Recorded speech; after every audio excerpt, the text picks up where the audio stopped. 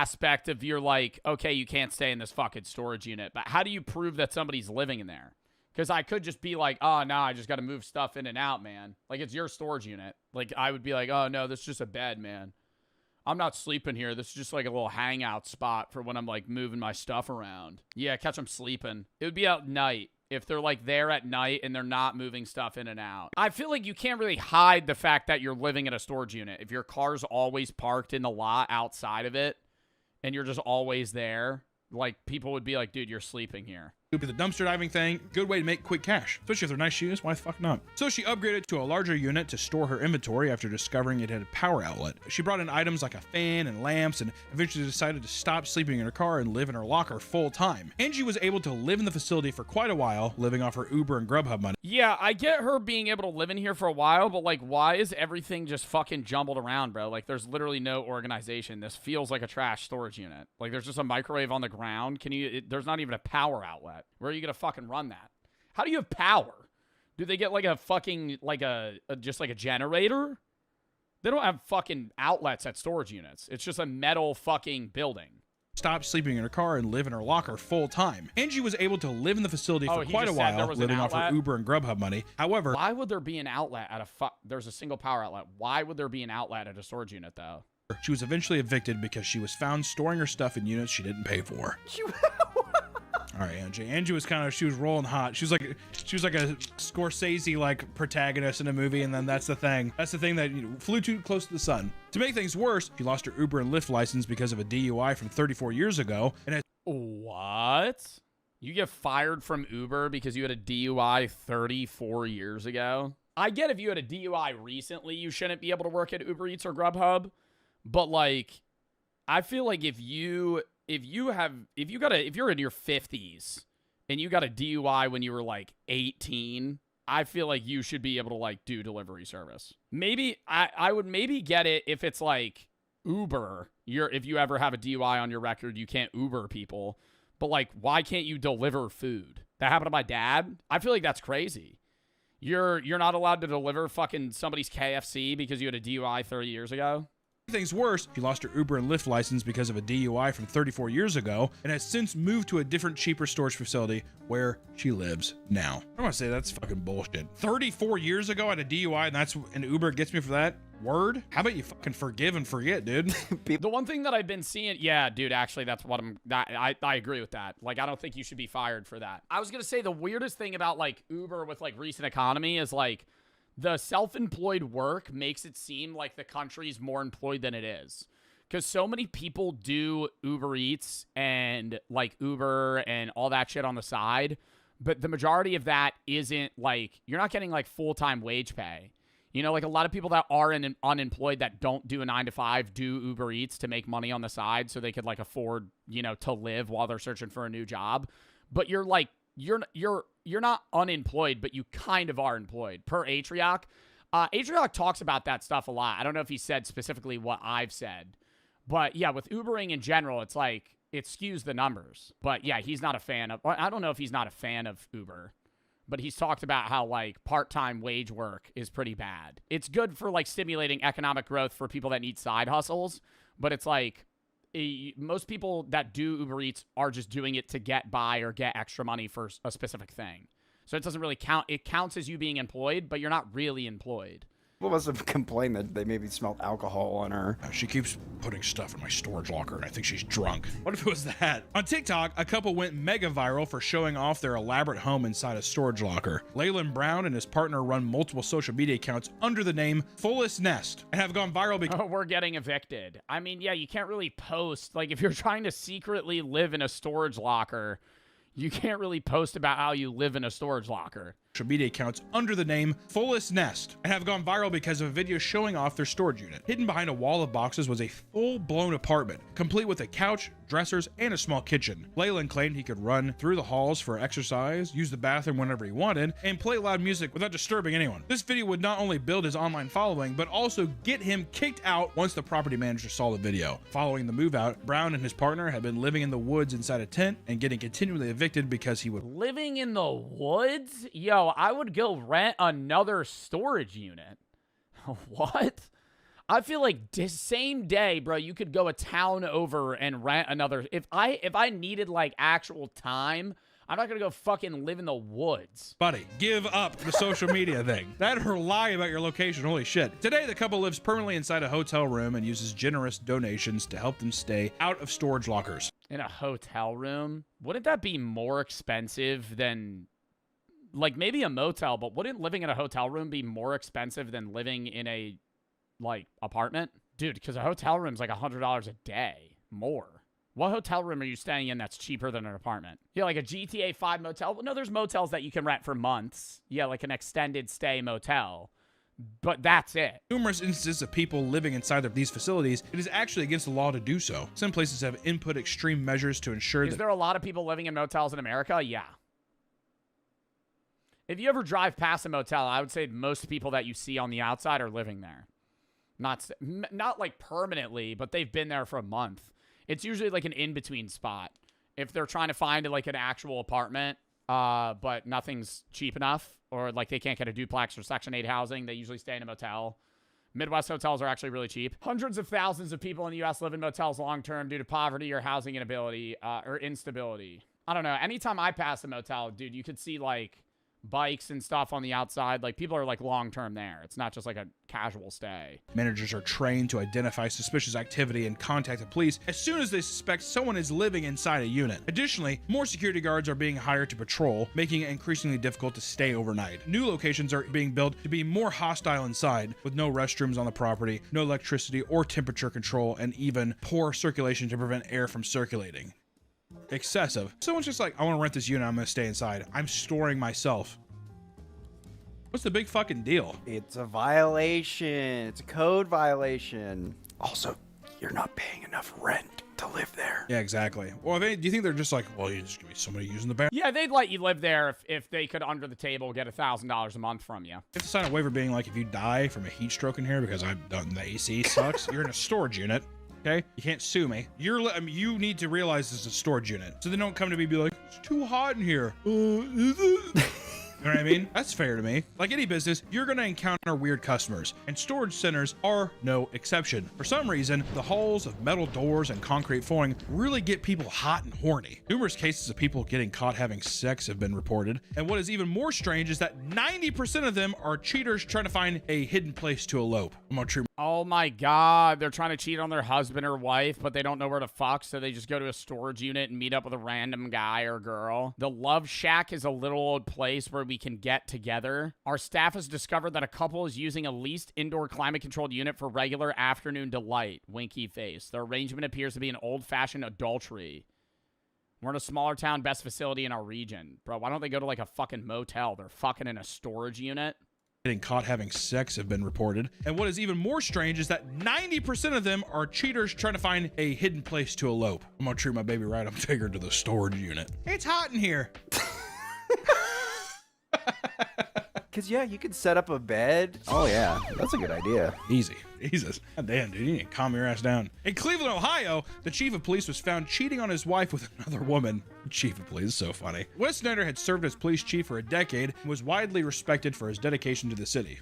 Definitely respected by somebody. That all changed when workers at the storage facility noticed that he and Sharon Marr, a city nonprofit employee, were entering a unit together for 6— Bro, why don't they just get a divorce? Like, why are you, if you're going through the lengths of like fucking a random woman in a heat-controlled storage unit, why are you with your wife? What a way to destroy your career. Bro, literally, just get a fucking divorce. Why are you, do you love your wife? How do you love your wife enough to stay with her, but don't love her enough to the effect that you're going to now rent a storage unit for the purpose of having sex with women? When the staff opened the doors, they found the couple having sex in a makeshift sex dungeon. The dirty deed took place on a rug with pillows and blankets. Other things like alcohol, baby wipes, paper towels, and hairbrush were found inside. God damn. It's very depressing. It's a very— This is where they're fucking, dude. Oh my God. Not even gonna get like, bro, you could at least get like a cot. This looks like a fucking shit pillow and something you found on the side of the street, dude. This is like beach lounger pillows. It's a very depressing locker. If you're the chief of police, can you not, can you not get a bed? Get a hotel. Yeah, splurge a little bit, dude. Hell, dude. God damn. A sex dungeon, too. I mean, it really is. It's just a thing where it's just like, this is our fuck shack. I call this the raccoon trap. Yeah, and do you think they leave right after? Like, they meet up, maybe go to dinner or whatever, go back to the storage unit. Yo, you want to go back to the unit? Take you back to the unit. Unit 108. It's our spot. Let me light a candle real quick. Mahogany. I actually got it from Yankee Candle. You know, this is the first time I'm lighting it just for you. And when they have sex and then they leave. Like, you know how awkward that would be? Do you think they sleep there? No, because he has to go home. So they go to the storage unit, have sex, and then leave. After 33 years of service, quickly resigned, and both parties issued an apology to the city. I mean, at that point, bro, just like fucking a gas station bathroom. Like, that's, like, it's not romantic. You got a fucking beach lounger pillow laid out. It's becoming more difficult to be at a storage unit when nature calls. Bathrooms are now private use, and this has left some tenants to leave their shit elsewhere. At one facility, workers were alerted by a bucket found in the middle of an aisle. Just filled with poop.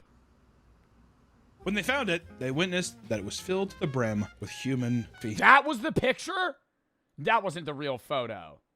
That's not poop. That looks like dirt. Filled to the brim with human feces. Filled. But then they have to be pushing it down. Like, you would have to mat it down at some point.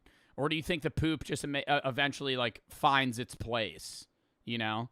Like, it just, like, mushes down over time. And that's not the real photo. Is it weird to say that I want to see the photo? An entire 5-gallon bucket full of poop? And it is believed that the person shit there on purpose. They're making a statement, dude. At an outdoor facility, a property manager hopped on his golf cart to patrol the grounds when he found a t-shirt discarded outside a unit. He reached down and tossed the shirt into the back of his cart, only to be hit by a spray of cold diarrhea. What? Wait, what? Only to be hit by a spray of cold diarrhea. What? What do you mean hit by a cold spray of diarrhea? Like it smelled like it was diarrhea? Like it was covered in like poop? Someone had used the shirt as toilet paper and covered it in feces. So everyone that's watching, And he picked it up and didn't notice until he got back in the golf cart. It would immediately reek. this video's clicked off, right? Yeah, at this point. They're gone. I'm talking to no one now. Online, multiple people have come together to tell their stories of how people will simply poop in trash cans or next to fire hydrants, like a dog. Another manager complained to having to deal with a serial pooper who stalked the grounds at night and pooped on buildings and the streets. Goddamn serial shitter's back. You think he like shows up there, like the sheriff's like looking at it? What is it? He's just like, I know who that's from. It curves to the left. I recognize the poop swell.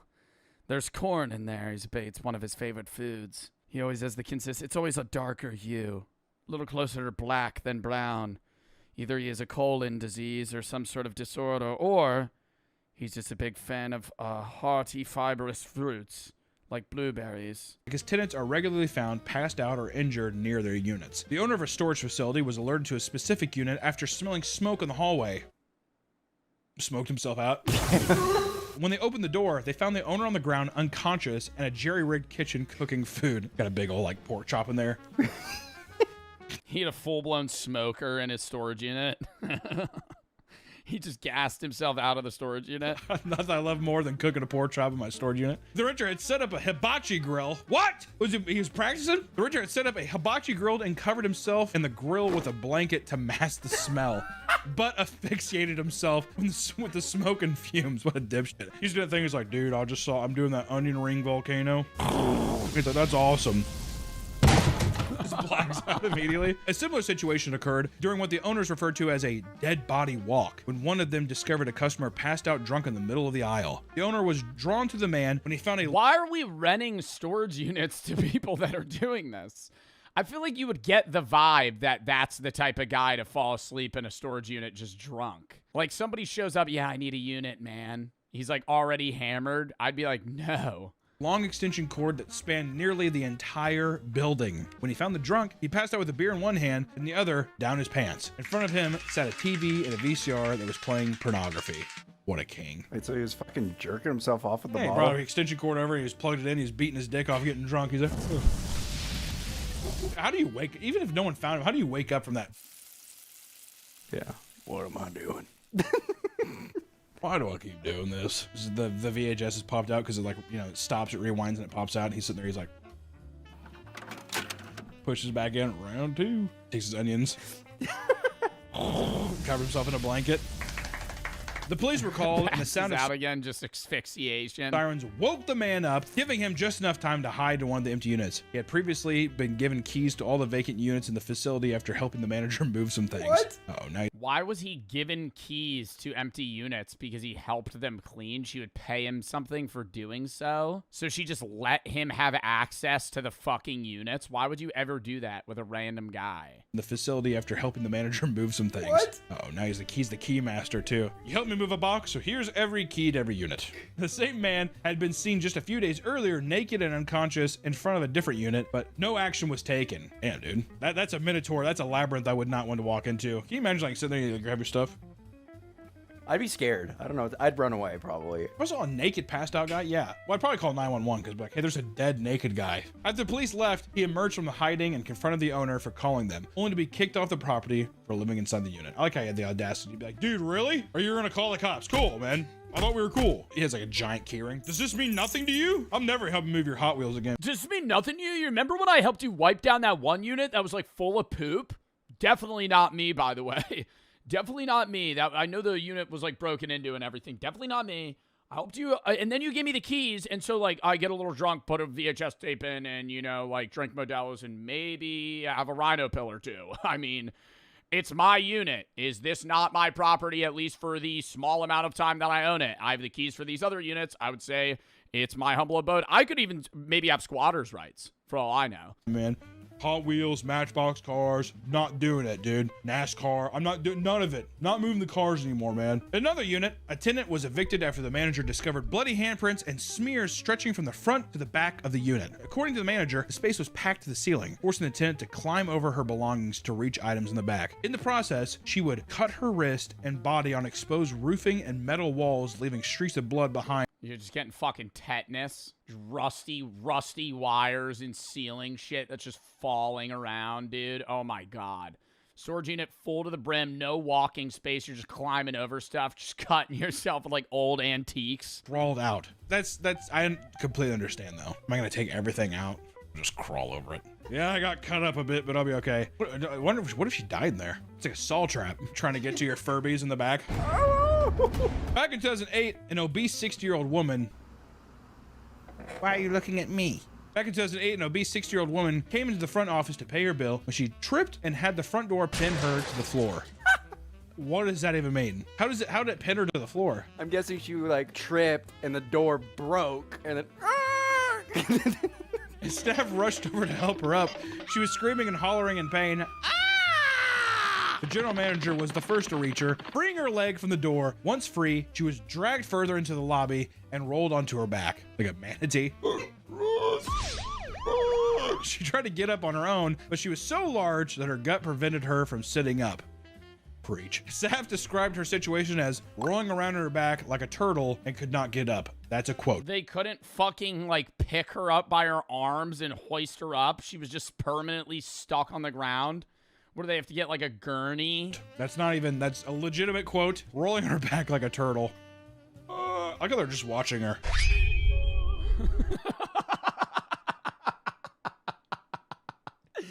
Like she's rolling back and forth, bro, like helpless. Just asking for somebody, yo, somebody please help me up. I literally can't, and they're just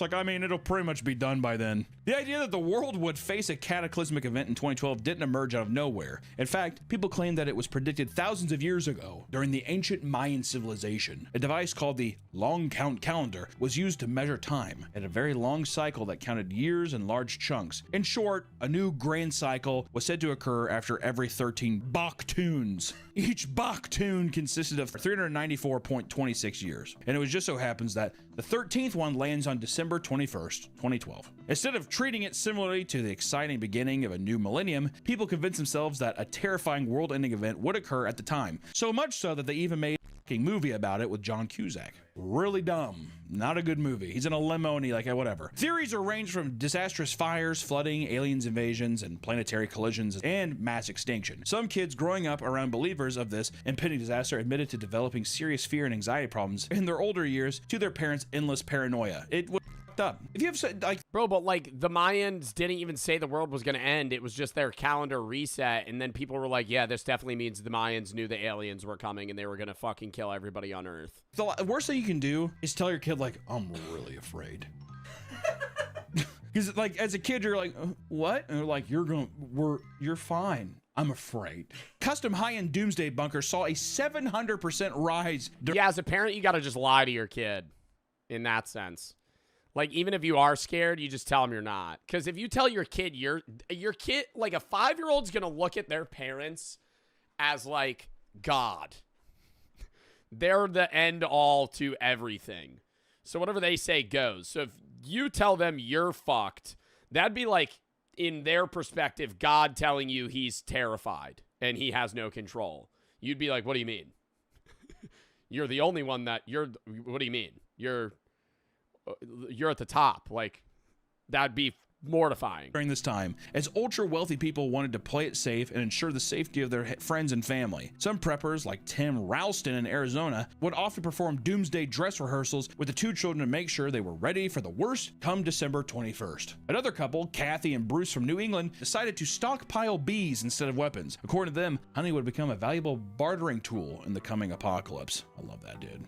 That's a badass. Over in China, Liu Xingzhe decided to go a much different route, spending his entire life savings of $160,000 to build a 70-foot by 50-foot ark-like vessel to protect himself. He feared flooding the most and believed that shit does not look like it would float. Taking his homes to the seas would be the best option. Liu offered to let other people take refuge in alongside him. My boy Liu's selfless. He's a good man. In the end, the day came and went without anything significant occurring. Here we are. I like to think that every time these doomsday predictions, that they actually happen in an alternate universe or the universe that keeps going on. You like to think that? Yeah. Like we're a quantum immortality universe. On TikTok, a woman opened up about how she and her husband have been talking with the Sumerian demon since July of 2013. Me and my husband have essentially been talking to something on a Ouija board that goes by the name of Seven. Oh, something on a Ouija board that goes by the name Seven. Oh, wait. Let's rewind. You and your husband were talking to a thing on a Ouija board made by Hasbro Games, who has been telling us that the world is going to end May 27th, 2025. On TikTok rules, dude. She claims that one day the couple got bored and began to use a Ouija board, and out of nowhere, it began to talk to them in reverse binary. In the moment, we have no idea what. Bro, y'all are lame as hell. I'm so sorry. You and your fucking husband or boyfriend literally spent hours just fake moving a Ouija board around and fucking trying to decrypt what it was telling to you. This is so lame. Bro. She has a notebook of, dude, they probably sat by this Ouija board for like hours. What this means, we Googled it later. This is again, July 2013. And it turns out it's binary, but it's backwards binary. So in this way, it meant nothing. But when we reversed the numbers, it meant hello. Since that day, they began regularly communicating with the demon. Goddamn, they became friends with them. Yeah, I know. Yo, Rockschmaw, you there? Yo, Rockschmaw's funny as dude. The demon had told them that they are the 3rd group he has contacted, and the first 2 died during the first atomic bomb dropped in World War II, and the others was when JFK was assassinated. So the demon contacted JFK. Eventually, it revealed that the world would end on May 27th, 2025, and repeatedly told them to climb the mountain or return to the mountain. In Sumerian. She said that they revealed the secret to close friends and strangers once they were drunk. We have shared this with people. They either kind of wave it off, they're like, oh, that's cool, or they pretend, they say they're interested, but then they never really follow up. Another person. Yeah, because they're just trying to be nice and not call you fucking insane. Because they're your friends. They're not trying to go, hey, Cynthia, I think you're actually fucking crazy. I think this is the stupidest thing you've ever told me. And the fact that you and your husband have been spending the last, 3 years communicating to a demon on a Hasbro Games board is a bit of a waste of time. claims to have a recurring dream every 7 to 8 years where people all around the world gather to watch as the moon turns completely black. Like the eclipse? Yeah. Not long after, large groups of alien ships fly out from behind it and start terrorizing Earth. People flee and pray as they try to survive. Eventually, the night sky is empty and blown apart. Like if I could only buy a Ouija board at like if I could only buy a Ouija board with like the blood of a frog and the hand of a monkey, and I had to go under a bridge at 3 a.m. and unlock a door in a weird black market to buy the board, I would believe that that board was real. But the fact that I could go to my local Target and buy a Ouija board next to a Lego set of Super Mario Bros. Is probably telling me that that Ouija board is fucking fake. How do you say it? Ouija. A Ouija. I don't give a shit. A Ouija board. A Ouija board. The person who fully believes this is coming soon, and that there have been warning signs all along. Yo, A Luigi board. Maybe that's why it's next to Mario. Raksha, stop that shit, bro. I'm gonna pee. A lot of people claim to have aliens in their dreams. Like one person who claimed to see a biblically accurate alien enslave the earth. Okay, first off, a biblically accurate alien. Got it. In their dream, a giant orange orb hovers over the earth, which is pulsating with plasma energy. It doesn't have eyes or any facial features, but everyone on earth felt like they were being watched. He described the being as God and explained that he knew without a doubt that the end of the world was imminent. The dream ended with the alien keeping people captive inside of a structure-like shopping mall and also abducting people and putting them into a giant orange orb. Sounds like he just wants to go to Orange Julius at the mall. Doesn't he? And I was super thirsty when I woke up. Rockshaw, stay away from me, man. Nobody truly knows when the world's gonna end, and that's probably a good thing. There are scientists out there who have listed numerous ways in which the Earth could end, right? Whether it's soon or within the next 1,000 years, but so far, every single prediction has been dead wrong. The next time you hear about some crazy world-ending event, take a step back and really think about what's being said. It's probably coming from someone who's chronically online or a scam artist looking to drain you of your bank account. Or, you know, pollution and all that kind of stuff will kill us too. There's a lot of fun ways the Earth's gonna end. It's gonna be sick. But hey, at least we have YouTube, am I right? Roll them credits! I really liked that video. That was fun hearing about the various ways people convinced themselves the world was gonna end. Anyways.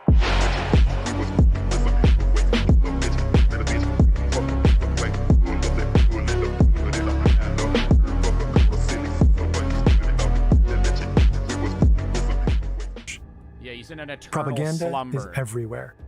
Billboards show images of missiles striking the US Capitol. Other posters sport slogans like, "Let's arm ourselves strongly with Kim Jong-il's patriotism." Disrespecting the communist dynasty can get you in big trouble. According to GQ, the Database Center for North Korean Human Rights confirmed a case of a factory janitor being prosecuted for bumping such a picture off the wall so that it fell and broke. Otto and the other tour members need to be careful. One wrong move, and they could face harsh punishment. Otto was raised in a suburb outside Cincinnati, Ohio, the oldest of 3 siblings. In high school, he was popular, athletic, and smart. At both prom and homecoming, he was crowned king. Speaking at his high school graduation, he quoted Andy Bernard from The Office. "I wish there was a way to know that you're in the good old days before you've actually left them." Now, he's majoring in finance. Halfway through his junior year, he decides to do a winter break adventure to North Korea. It makes sense. He'll be studying abroad in Hong Kong in the spring. In 2015, the State Department's travel advisory for North Korea is clear. It recommends against Americans traveling there at all. On the other hand, the website of Young Pioneer Tours, Otto Warmbier's travel agency, said that traveling to North Korea was, quote, extremely safe. The tour operator specializes in taking... Yo, that's literally cap. Like, if you, even in 2015, if you landed in North Korea and you just went, fuck Kim Jong-un, arrested. you to destinations your mother would rather you stay away from. Kim Jong-un is both fat and stupid. Arrested. Dead. Parents had their concerns. But, as Cindy Warmbier later said, why would you say no to a kid like this? Early in the tour, the group is visiting this ship, the USS Pueblo. The North Korean military captured I'm not suicidal. it in 1968. The North Koreans claimed it had entered their territorial waters. I gotta rewind. Captured it in 1968. The North Koreans claimed it had entered their territorial waters. Now it's a tourist attraction.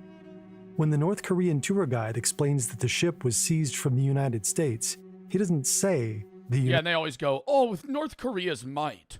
With North Korea's might, we took hold of the ship. The very weak Americans died trying to fight us, and now we use it as a showcase that we're much stronger. Yo, we could flatten your country.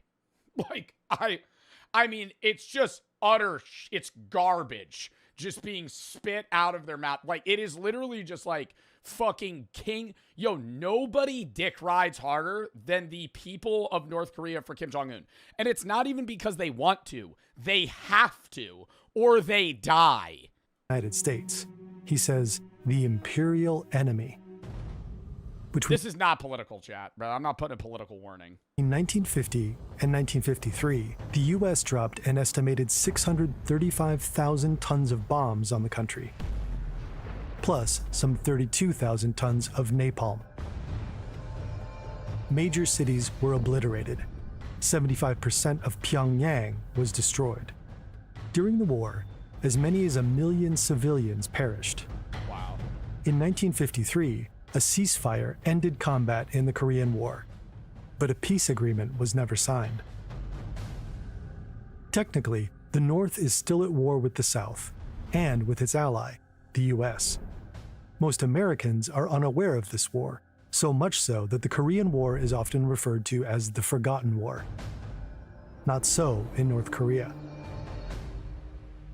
The North Korean tour guide explains what Some random history that I'm probably going to poorly explain to you is that the U.S. originally didn't even want to get involved in, like, Asian war, like, involvements. But during, or right before the Korean War, something happened with Taiwan, and the U.S. wasn't going to get involved. And because it was outside of, like, the line of protection or something that they had geographically drawn. And then there was something that roped in the U.S. to Korea, and then that, like, fucked everything for, like, the involvement of China and Taiwan, and then also, like, Russia, and how they backed the North Korean, it was like the Iron Curtain involvement, where they were trying to get South Korea to be taken over. And so it became this whole thing that the U.S. ended up getting in. I'm explaining this terribly. Yeah, it was like, originally there was no plan for the U.S. to even enter the Korean War. Like, we were just going to be like, we're out of it. It's not our problem. You know, and then they just roped us in. 82 American sailors that were captured along with the ship. They were beaten, starved, and only released after 11 months. Otto Warmbier is not visiting just any country. Also, correct me if I'm wrong on that. I probably got info wrong there, and I explained it bad. He's in enemy territory. Danny Grattan, his roommate during the tour, will later recount that Otto seemed a little bit shocked. To lighten the mood, he and the other tour members give Otto a nickname, Imperial Enemy. The rest of the tour goes smoothly. Sightseeing during the day, restaurants and bars at night. They even engage with the local kids by having a friendly snowball fight.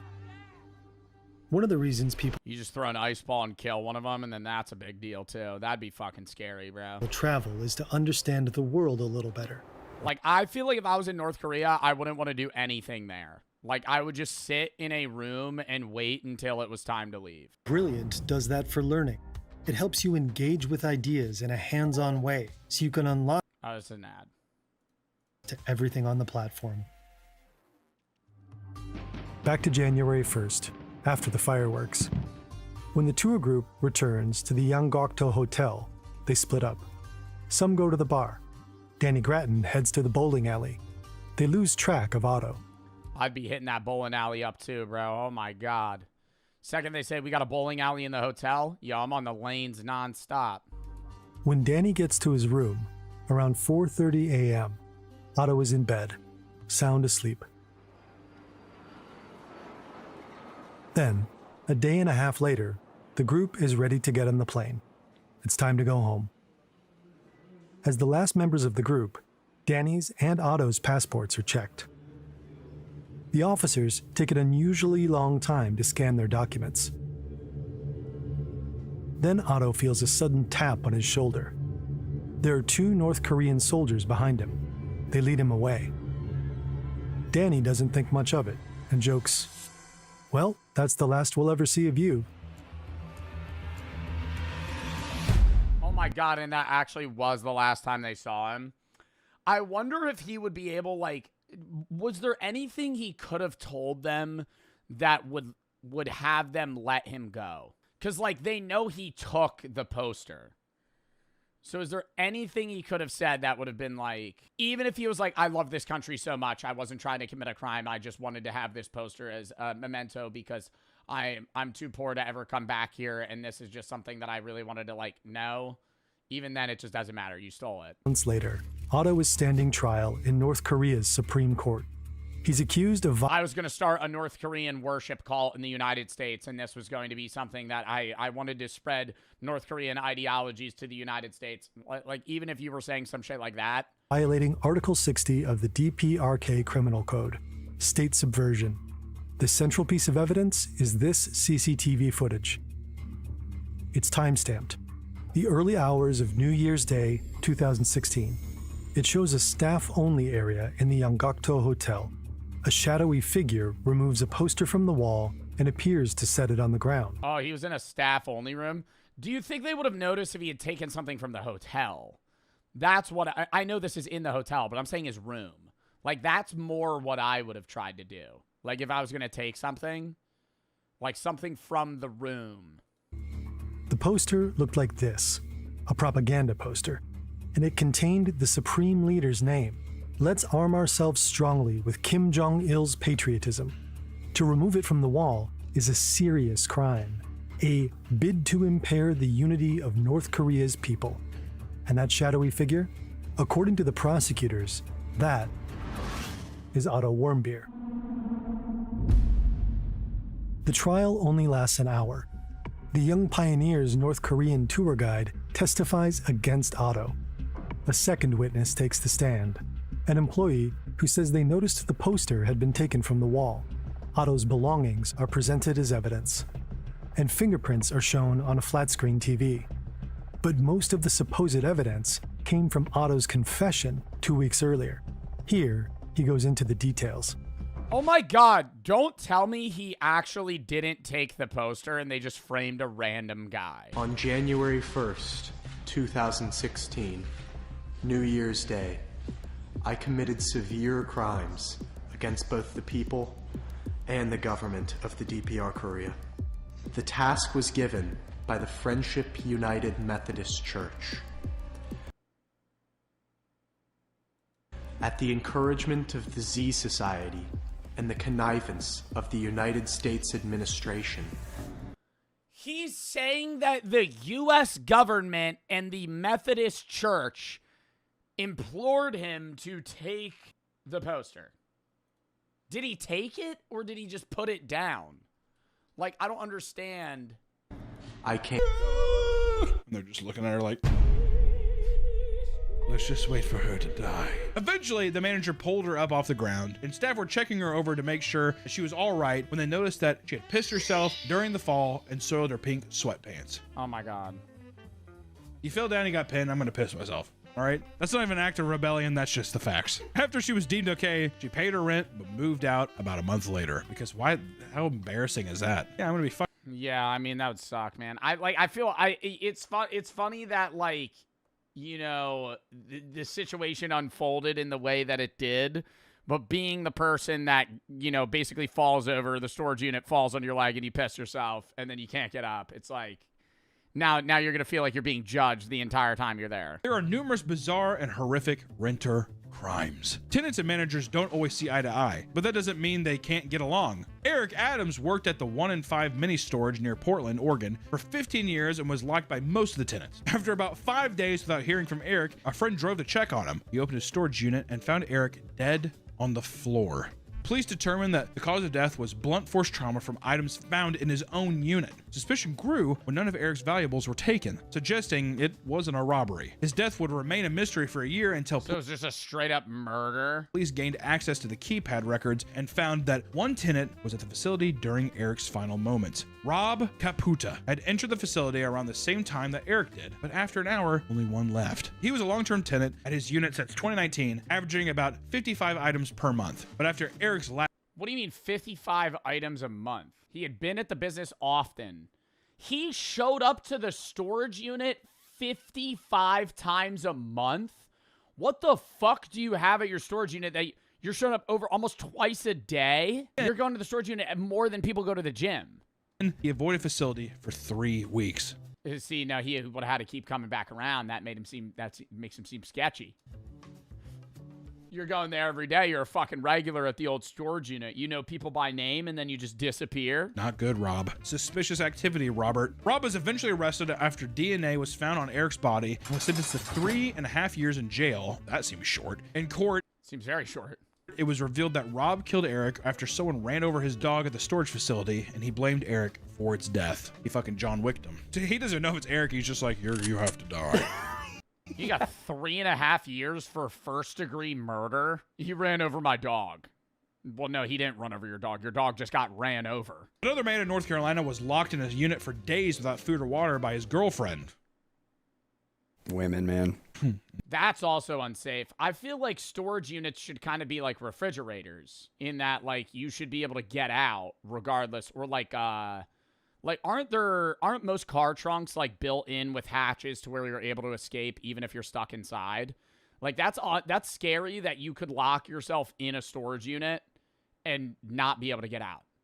Well, you couldn't lock yourself in. Somebody could lock you in. In 2024, police responded to a call at the Cooper storage compound from a man who claimed that he was locked. But how would they have a safety mechanism for that? Because the latch is always, the security lock's always on the outside. There would have to be like a side door that's just a one-way. Inside his girlfriend's storage unit. When they opened the door, they found Gary Oxidine, weak and emaciated, on the floor. He had been surviving in the unit for days with no supplies until they found his phone in complete darkness and called for help. It took him 4 days to find. Yeah, that is a little crazy. It took him 4 days to find his phone. Previously accused his girlfriend of locking him in a storage unit for days and now saying the charges were a mistake. Days with no supplies. What do you mean saying the charges are a mistake? Until they found his phone in complete darkness and called for help. It took him 4 days to find. What? I wonder if on the last day he's just like, I really should look for my phone, actually. I'm not gonna die here. After his rescue, his girlfriend, Robin Deaton, was arrested and charged with attempting murder and kidnapping. However, after the charges went public, Gary spoke to the media and claimed that the accusations were bogus. He said he had simply fallen asleep in the unit and that his girlfriend had locked it without realizing he was inside. How do you? You're the significant other, and you showed up to the unit together. What? That'd be like me and Brooke going to a storage unit. I fall asleep, and she locks me inside. And she's like, I don't know where Joe went. I didn't see him. What? How do you not notice it's a storage unit, not a fucking mansion? This was in complete contrast to what he said in the 911 call, where he claimed his girlfriend was trying to kill him. When the case went to court, the charges were dropped after Gary admitted to lying, and the couple was able to walk free. I'm telling you, that is some diabolical. That is some crazy relationship shit. I don't understand how I understand he drops the charges because he doesn't want her to get in trouble, but like, how do you even argue that she didn't mean to do that? If you think padlocks are going to keep your stuff safe, then you're mistaken, because break-ins happen all the time at storage facilities. A traveling nurse in Colorado had it's fucking sheet metal holding your stuff in place. They could just fucking break through it. $80,000 worth of stuff stolen over an 8-day period from Extra Space Storage. Or just bring a fucking, what is it called, a bolt cutter. She lost furniture, medical equipment, family heirlooms, and even her engagement ring. Police respond. Why do you have your engagement ring in a storage locker? I'm gonna have it. I feel bad that she had her shit stolen. Why the fuck do you have your engagement ring in a storage unit? Why is that not in your room? Into the break-ins and added her case to the long list of 55 previous incidents reported at the facility that year. Since the incidents were reported, no other break-ins have occurred as the facility upgraded security. Oh, did you? With what money? $80,000 worth of stuff is what I think. That's what I'd be suspicious of too. The people that work there, they see you bringing in stuff. What is this? Oh, just like my grandpa's baseball card collection. I mean, look at the guy. Dude, just my grandpa's like Pokemon collection. He just has like, dude, it's a bunch of these cards just in this like wooden box. They're all like sealed and shit. It's like, there's this Pokemon called Charizard. I don't know, man. I'm just gonna like leave it here. I don't really want it, but you know, I don't want to throw out my grandpa's stuff. One of the victims claimed the thieves stole most of the audio equipment, including TVs, car stereos, and mixing boards. Police wonder how the criminals were able to pull off the heist because although units are indoors, have a code at the front door, and they are equipped with cameras everywhere. California appears to be a hotspot for criminal storage activity. Just a couple 100 miles south of the last break-in, Steve Bohannon and his nephew purchased an abandoned locker for $80 at auction and were excited to flip whatever was inside. They were greeted with a bunch of boxes that read, "Danger, poisonous." They didn't see that when they were fucking bidding on it. I always think that's weird that you're not even allowed to walk into the storage unit. You just have to stand outside of it and kind of like guess, and then they just bid on it. What is that, Uncle? After opening them up, they discovered that every single box... Oh, it's a closed locker? That's even crazier. You're just betting what it is off like on a whim. They discovered that every single box inside the container was filled with meth, beakers, and safety equipment. Thank God. Steve, do they get refunded by the storage? Do they get refunded by the storage like company? If you bid like fucking $500 on a storage unit and it's just all full of meth, toxic shit, I would be annoyed as fuck. I would be like, give me my money back. Because now I'm not profiting anything. Because you're not going to be able to sell it. It's all going to be closed by the police because now they're going to have to investigate who owned this, what else is in it. Even all the stuff that isn't meth is now probably valueless because it's going to be fucking criminal evidence. To report his discovery, and they arrived in full hazmat gear to safely remove all the drugs and the equipment. But just want to say, this is not me actually saying it, but don't get an extra storage thing. Extra storage seems like a scam. That's not me saying it. Disclaimer, I'm not really saying that, but extra storage seems like a bad place to keep your stuff. I wouldn't do extra storage, the place where they rob your fucking wedding ring off of you, and when you actually bid on a unit, there's just meth lab shit in it. It might just be best to keep all your stuff at home and not risk enduring the horrors of modern-day storage facilities. Between unruly guests and incompetent managers, you never know what you're gonna get, and if you're not careful, you might just lose everything. However, if you need to rent a storage unit, make sure to do your research, and if you're choosing to live in one, Godspeed. If you live in a... don't live in a storage unit. I think if you're gonna live in a storage unit, don't post it on TikTok. Here's my storage house, doing a little review. We're going to be live streaming here on Mondays and Thursdays. So if you want to see, here's the front of the storage unit. If you want to call the owner and let him know that I'm squatting here, that would be awesome. Like, what the fuck? So, I don't know. That was an interesting video. It took us forever because we had to keep pausing for chat. But, yeah. Count me down 30 seconds. Then we're going to hop in the wild. You ever see this shit in a pond? I think that's the female. That's the male. But it's a mallard and a little duck. And they're always, like, near each other and shit.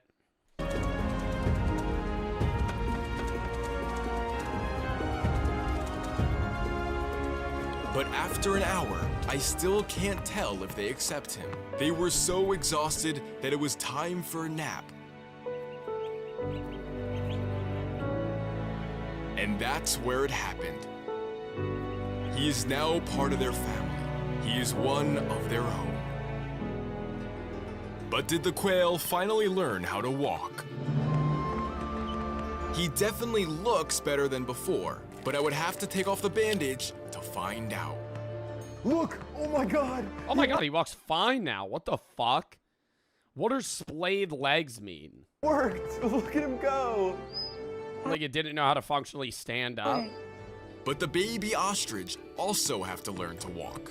They aren't much different from a toddler. Oh god, do they just have one toenail? Oh fuck. Oh my god. It just has one toenail? Ugh. Different from a oh my god. Ugh, stop.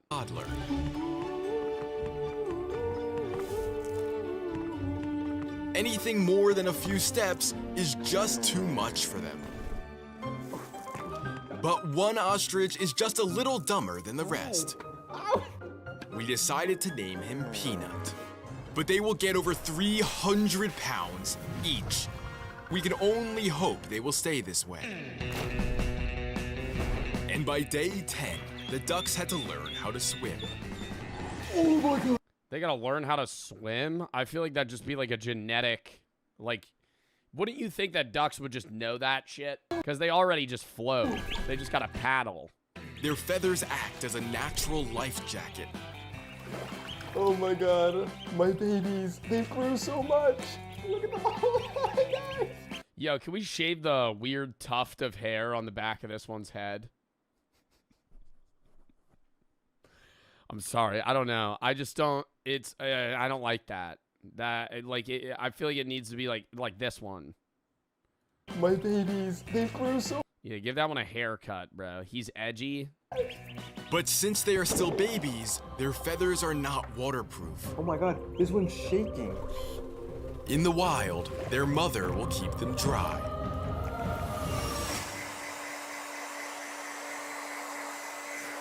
But for quail, water doesn't do the trick. Instead, they take dust baths. That's sick. It looks strange at first, like they're making more of a mess. But the dust kills any parasites that may be in their feathers. But they were starting to grow wings and will soon learn how to fly. The ostrich, however, have finally learned how to walk, but they haven't learned how to. Okay, I will say I do love ostriches more than ever now, but it still is lame as fuck they're a bird that can't fly. Like, I wish they would be, that would be awesome if ostriches were that big and were able to fucking fly. They could run. Yeah, they could run, but it's like, why are you a bird? You know, what's the point of being a bird if you can't fly? Think. Look at this one. He's been pecking at the wall for 2 hours. What is he doing? I have no idea what he's thinking, but probably not much. They don't understand the concept of food. They will try and eat anything, even if that means the $5,000 camera. What is going on? This is crazy. Some of them have figured out how to drink, but Peanut. Oh no, no, no, no, no. What are you doing? What? Get out of. Do you think, how do you know, how does he know that one's Peanut? Because they all look the same to me. Do they look different to y'all? Like, maybe, yeah, one is being progressively more and more stupid. It's the dumb bird. Yeah, but how do you know it's not a different bird? I feel like he has to, like, ankle tag him. Get out of there. Are you kidding me? This is your own fault. Hello? The blow dryer managed to trip the breaker, but even with all their problems, they have never failed to amaze me. Nah, that would be so chill.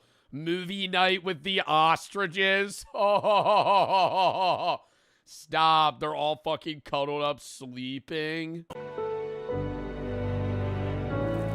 They are the most affectionate animals I've ever owned. Especially Peanut. Within 2 weeks, the ducks had grown too big to live inside. So we constructed a massive fence so they could finally learn how to hunt. Ducks can fly, right? When do ducks learn how to fly? In the wild, bugs make up a large part of their diet. So how about a wasp nest? Yo, he should do a video where he raises platypus. Platypuses. That would be fucking sick. Just like really weird animals. Wasps themselves are too dangerous, but their larvae make a far better meal. This is a healthy snack, but the sun is the real threat. They overheat rather quickly, and panting is a sign of stress. Come on, guys. Come on, guys. So I made them a water park. And as it turns out, I wasn't invited to the after party. But in the ostrich pen... Wet socks is probably the worst vibe ever. Having sopping wet shoes. Ugh. But in the ostrich pen, something is wrong. Oh my god, did it die? It decided to strike. But it is just too much for his little body. The vets did everything they could. Oh my god, did they have to put him down? But he didn't make it through the night. I'm so sorry. This is the one thing they don't tell you about ostrich farming. But during the 7 days he was with us, he brought more joy, hope, and love than any animal I've ever owned. Nature may be cruel, but it can also be full of surprises. Damn, bro, that's so sad. And you know he probably got the most attached to the ostriches, too. Because there's, like, so many fucking quails. Just want to go to bed. They're all convinced I'm their mother. Oh, not my ear, please. I love you guys, but this is just too much. They can't go more than an hour without me. Look at them all. In contrast, the quail grew more independent with age. No. Unfortunately, they had all learned how to fly. No! Now, they are fully feathered and fully grown. What does he do? Release him into the fucking wild? At that point, it's like, bro, you have too many birds. They're just flying around your fucking house. Oh my... The ducks, however, Covered in piss. Why is that water yellow? grown. Oh! Water's fucking straight yellow. Oh my... The ducks, however, have grown way too big for the bath. Oh my god! This is the moment I realized they don't belong in my home. All right, the hair's kind of growing on me. Yo, he's got sick ass. He's got like a flow state going on right here. You see this shit? Oh my god, wait, no, this one actually has so much more aura than the others. They don't belong in my home. Nah, bro, that's like a sick ass tuft of hair now. Oh my god, bro, he literally has a fucking afro. The bath quickly became a swamp. They're biting my feet! They're trying to eat my feet! Or not an afro, not a mohawk. We need to find a better solution. I mean, what could we use that's bigger than this?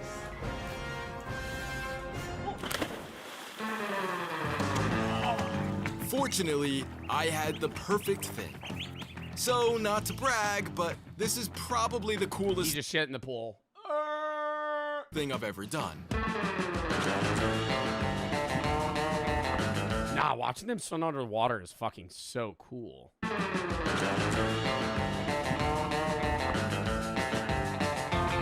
But that's when it hit me.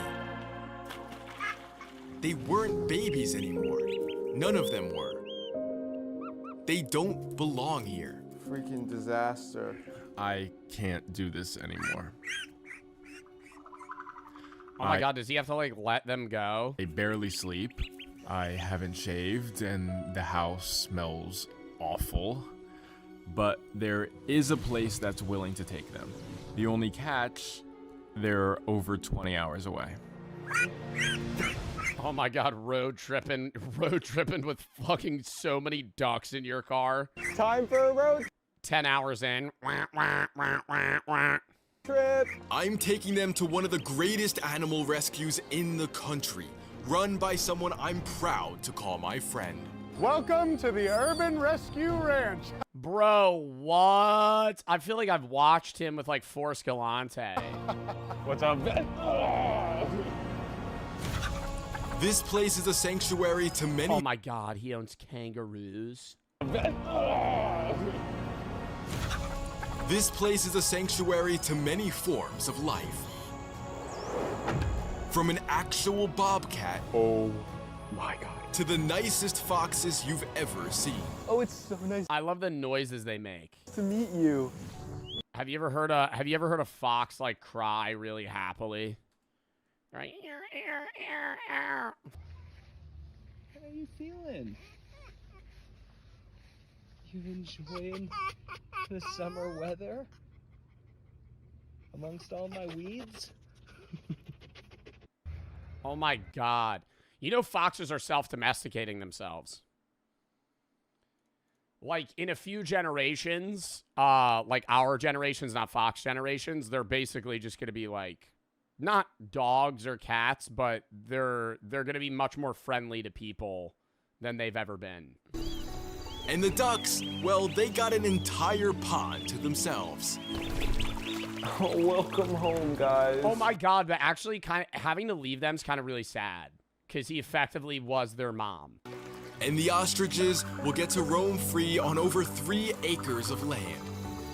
And in only a few years' time, they will look like this. Soon, they will have babies of their own and the cycle will continue all over again. Wow. Loved that video. Loved it. Loved it. Amazing.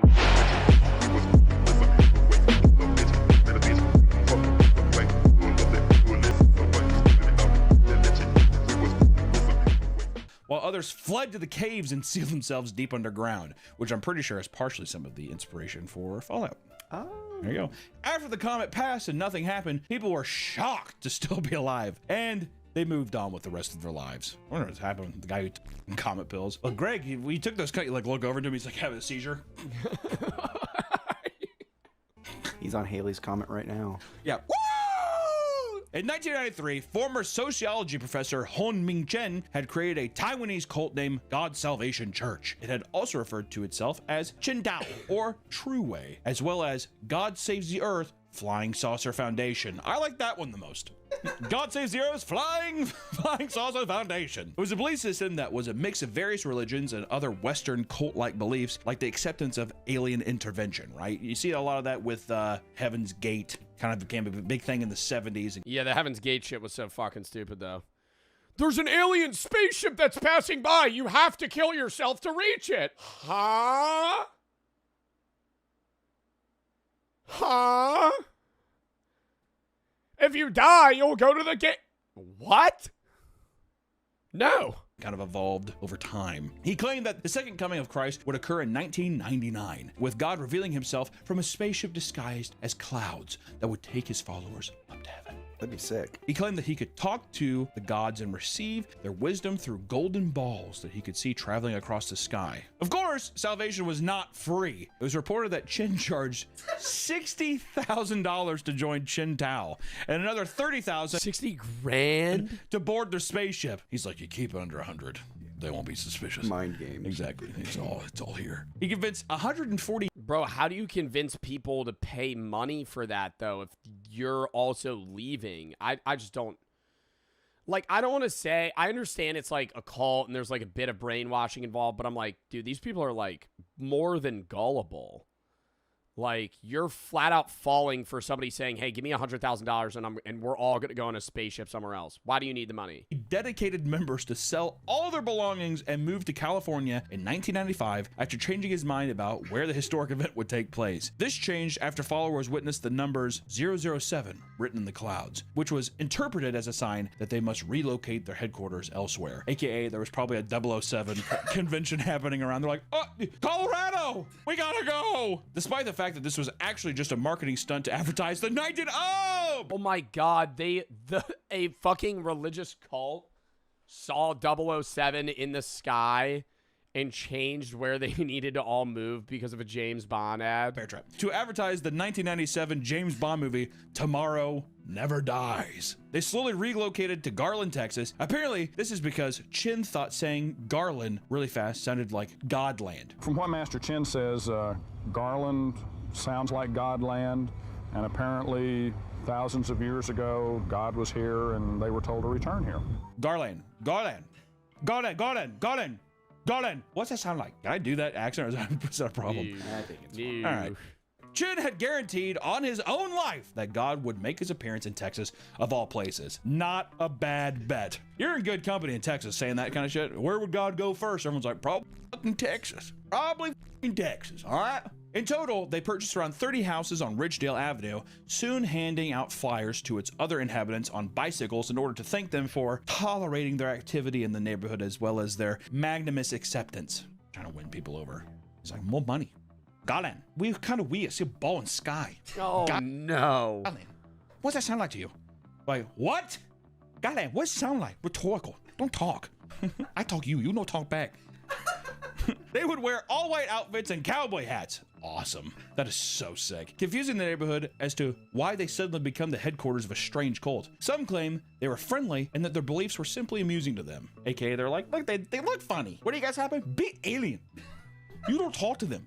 We cowboy now. Right, oh, okay, you are funny as man. But when that did is they... awesome. Oh, They claim no. that on When did they fucking stop believing in that, though? Did they, like, turn on the leader guy? the 25th, just days before, God would show himself on Channel 18 across every television set in the country, taking on Chen's exact appearance. It's 5 minutes after 12 right now, and Hunmin Chen's not on there yet. And according to his own philosophy and preachings that we've heard, he's a phony. He knew he had an interview coming.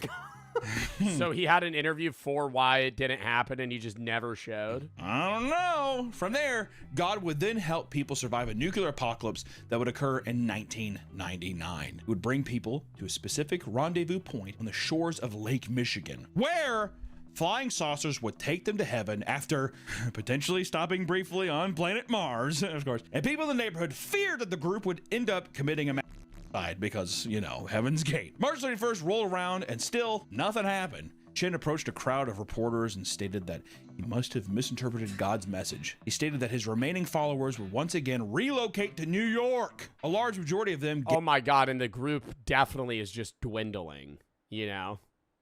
140 people to start. First miss, 100. Second miss, 80. Third miss, 60. Like, he's getting a smaller and smaller circle here that's following him place to place. Gave up on Chen too entirely and began the process of moving back to Taiwan. He told everyone that he would punish himself by giving everyone in the crowd the next 10 minutes to either crucify or stone him to death, which nobody took him. What? He told his followers, all right, you guys could just stone me to death. It's fine. I was wrong. From there, Chen Tao's numbers were severely reduced, and the group faded into obscurity by the early 2000s. Who even knows? He might even still be out there. I hope they crucified him. What if one guy's like, I will? He's like, well. The one guy actually does lean. You guys could stone me, man. I'm sorry. I was so wrong about the end of the world. All right, I'll do it. Oh, wait, no. No. When I meant like figuratively stone, like maybe hurl insults at me, not actually kill me. Oh, 1 second. The ball just like fucking gets stoned. End of the world predictions have only become more common with the advancement of technology. And it wasn't too long ago that people thought computers were going to end the world. There still exists a general state of either denial, complacency, or even apathy about both the reality and the potential effects of Y2K. The year is 1999. And a lot of people are getting ready to celebrate the new millennium. However, not everyone's excited. A large group of people fully believe that the world was going to end as soon as the ball dropped because the world's computers would fail. 8 to 10% of the population were fairly confident that this was going to be an apocalypse. It was 8 to 10% of the world population believed that the world would end or go into disaster in 2000. What, because technology would stop working because it wasn't able to function or something? Why the fuck would technology stop working? Believe that the planes would crash, nuclear reactors would melt down, and systems controlling rockets would fail and be launched at random. All of this delirium stemmed from a simple misunderstanding of computers' code. Up until this point, computers' dates had worked from 00 to 99. But people believed that when the computer switched to 00, it would actually go back to 1900 and cause computer systems to fail. Oh, God! No, it would just change the number. And the year 2000 is also based off the Gregorian calendar, which the majority of the world functions on. It actually has no definitive relation to the Earth at all. We for some reason live at 2025. It's not actually 2025. The Earth has been around for a long fucking time. It's based off the Gregorian calendar, which is based off Jesus. God! To prepare for this upcoming event. But roughly, because actually wasn't Jesus actually born around like the year 4 AD, not 0? Yeah, he was born between 6 and 4 BC.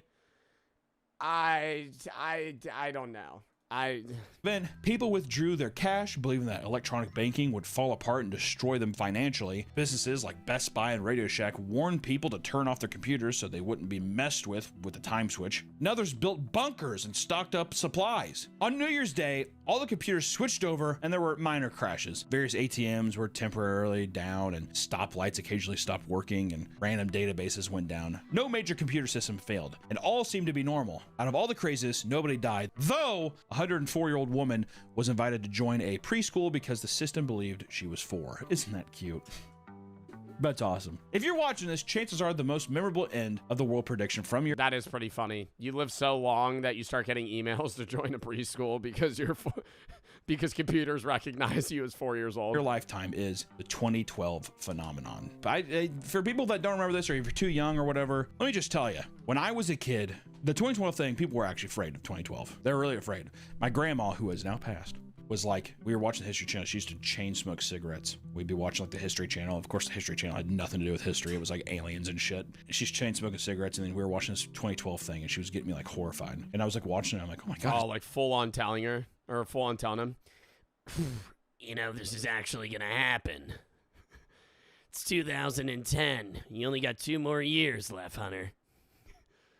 I'd take those years pretty.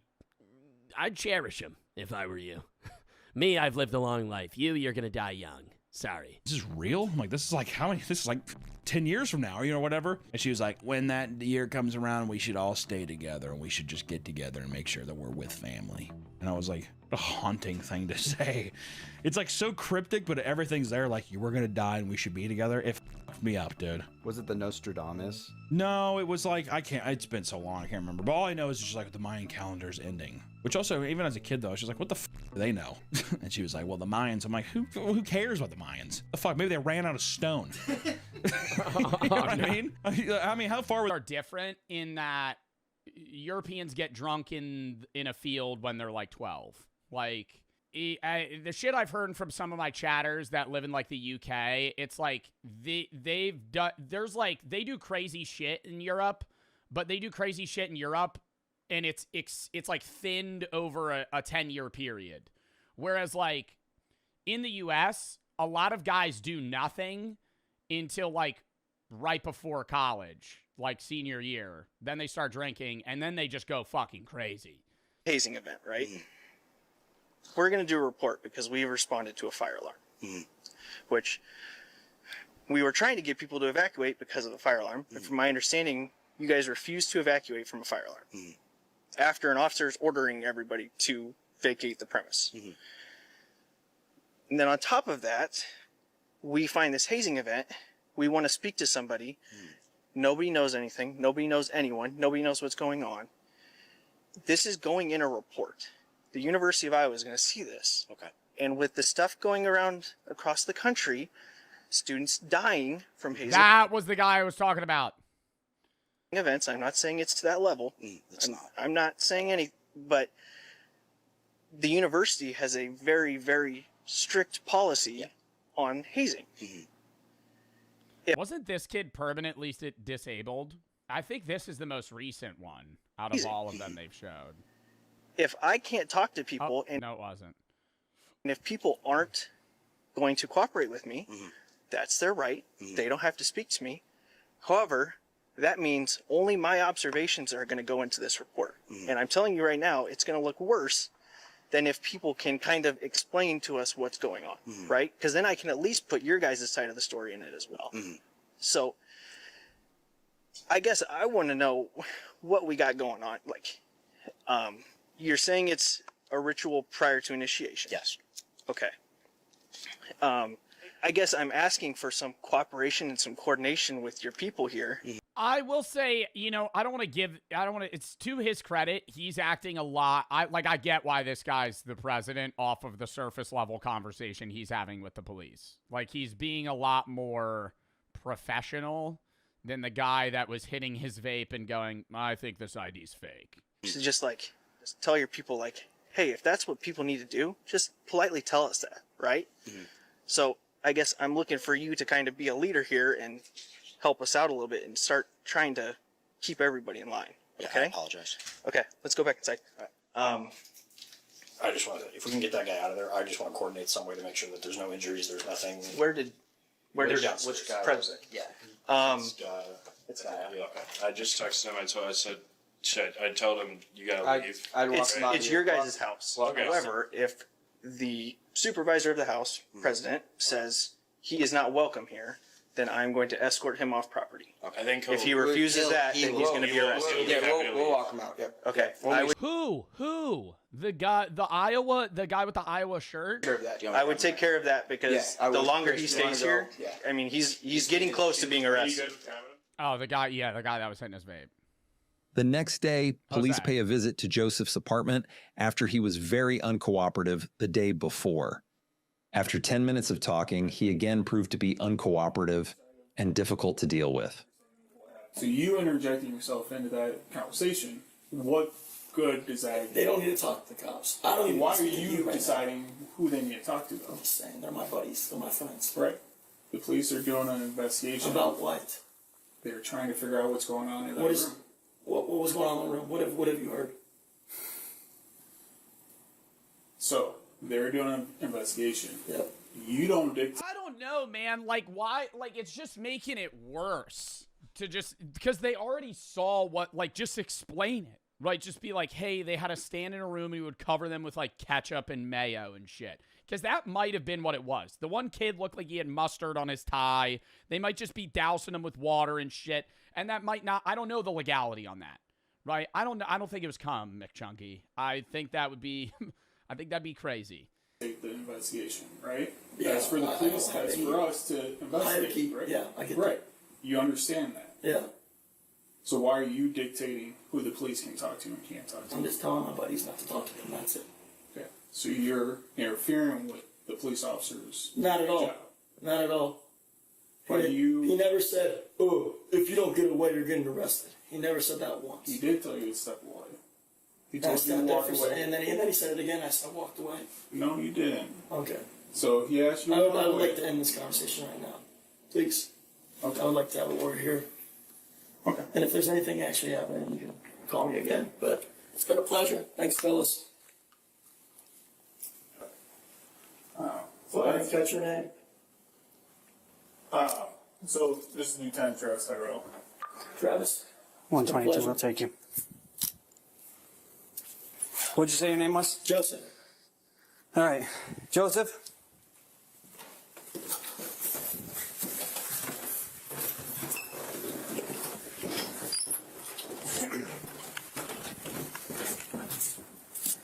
All right, so unfortunately for you, at this point, you're being placed under arrest.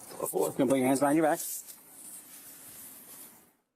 Joseph was arrested for interference with official acts in connection with the hazing incident. Those charges would be dropped a year later. The Alpha Yeah, I didn't think they really had much to stand on there. Delta Phi fraternity was suspended through 2029 for hazing. See, I actually have a genuine question here. When this frat gets suspended for 4 years, when it can get redone, how does a frat, how do they start it again, right? Because generally speaking, if a frat gets banned, all their members have to disband the frat. So then when it's 2029 and the frat becomes a thing again, how do they get new members and a new president and all that? Like, I'm assuming it's just like, oh, starting a new frat. Like, it's like new members entirely have to be like, this is what we're going to do. And then it's like, you know, you get a new wave of people, I would assume. But like most frats have been going on for years, right? Where it's like a cycle of new and old people. Is it illegal to haze? In 44 out of 50 states, yeah. All right, I got to piss real quick, then we're going to hop into the next video. See you. Okay, just try and figure it out yourself. Let me show you an edit, and I want you to figure out which one is the person that made it. Okay, no, that's... Did you... I feel like that one's a joke, though. That one's a joke, though. Did you find them? Let's try another one.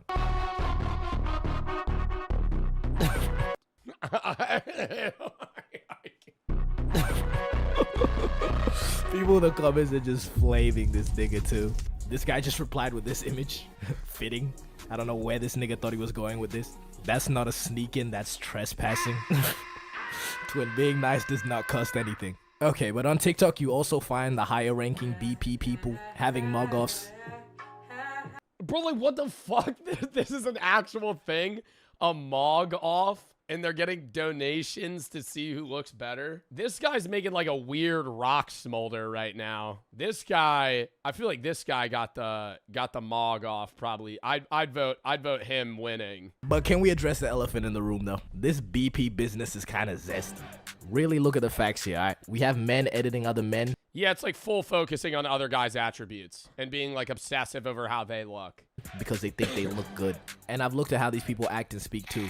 They worship Marlon like a deity because they like the way that he looks. I don't know about you, but that sounds a little sus to me.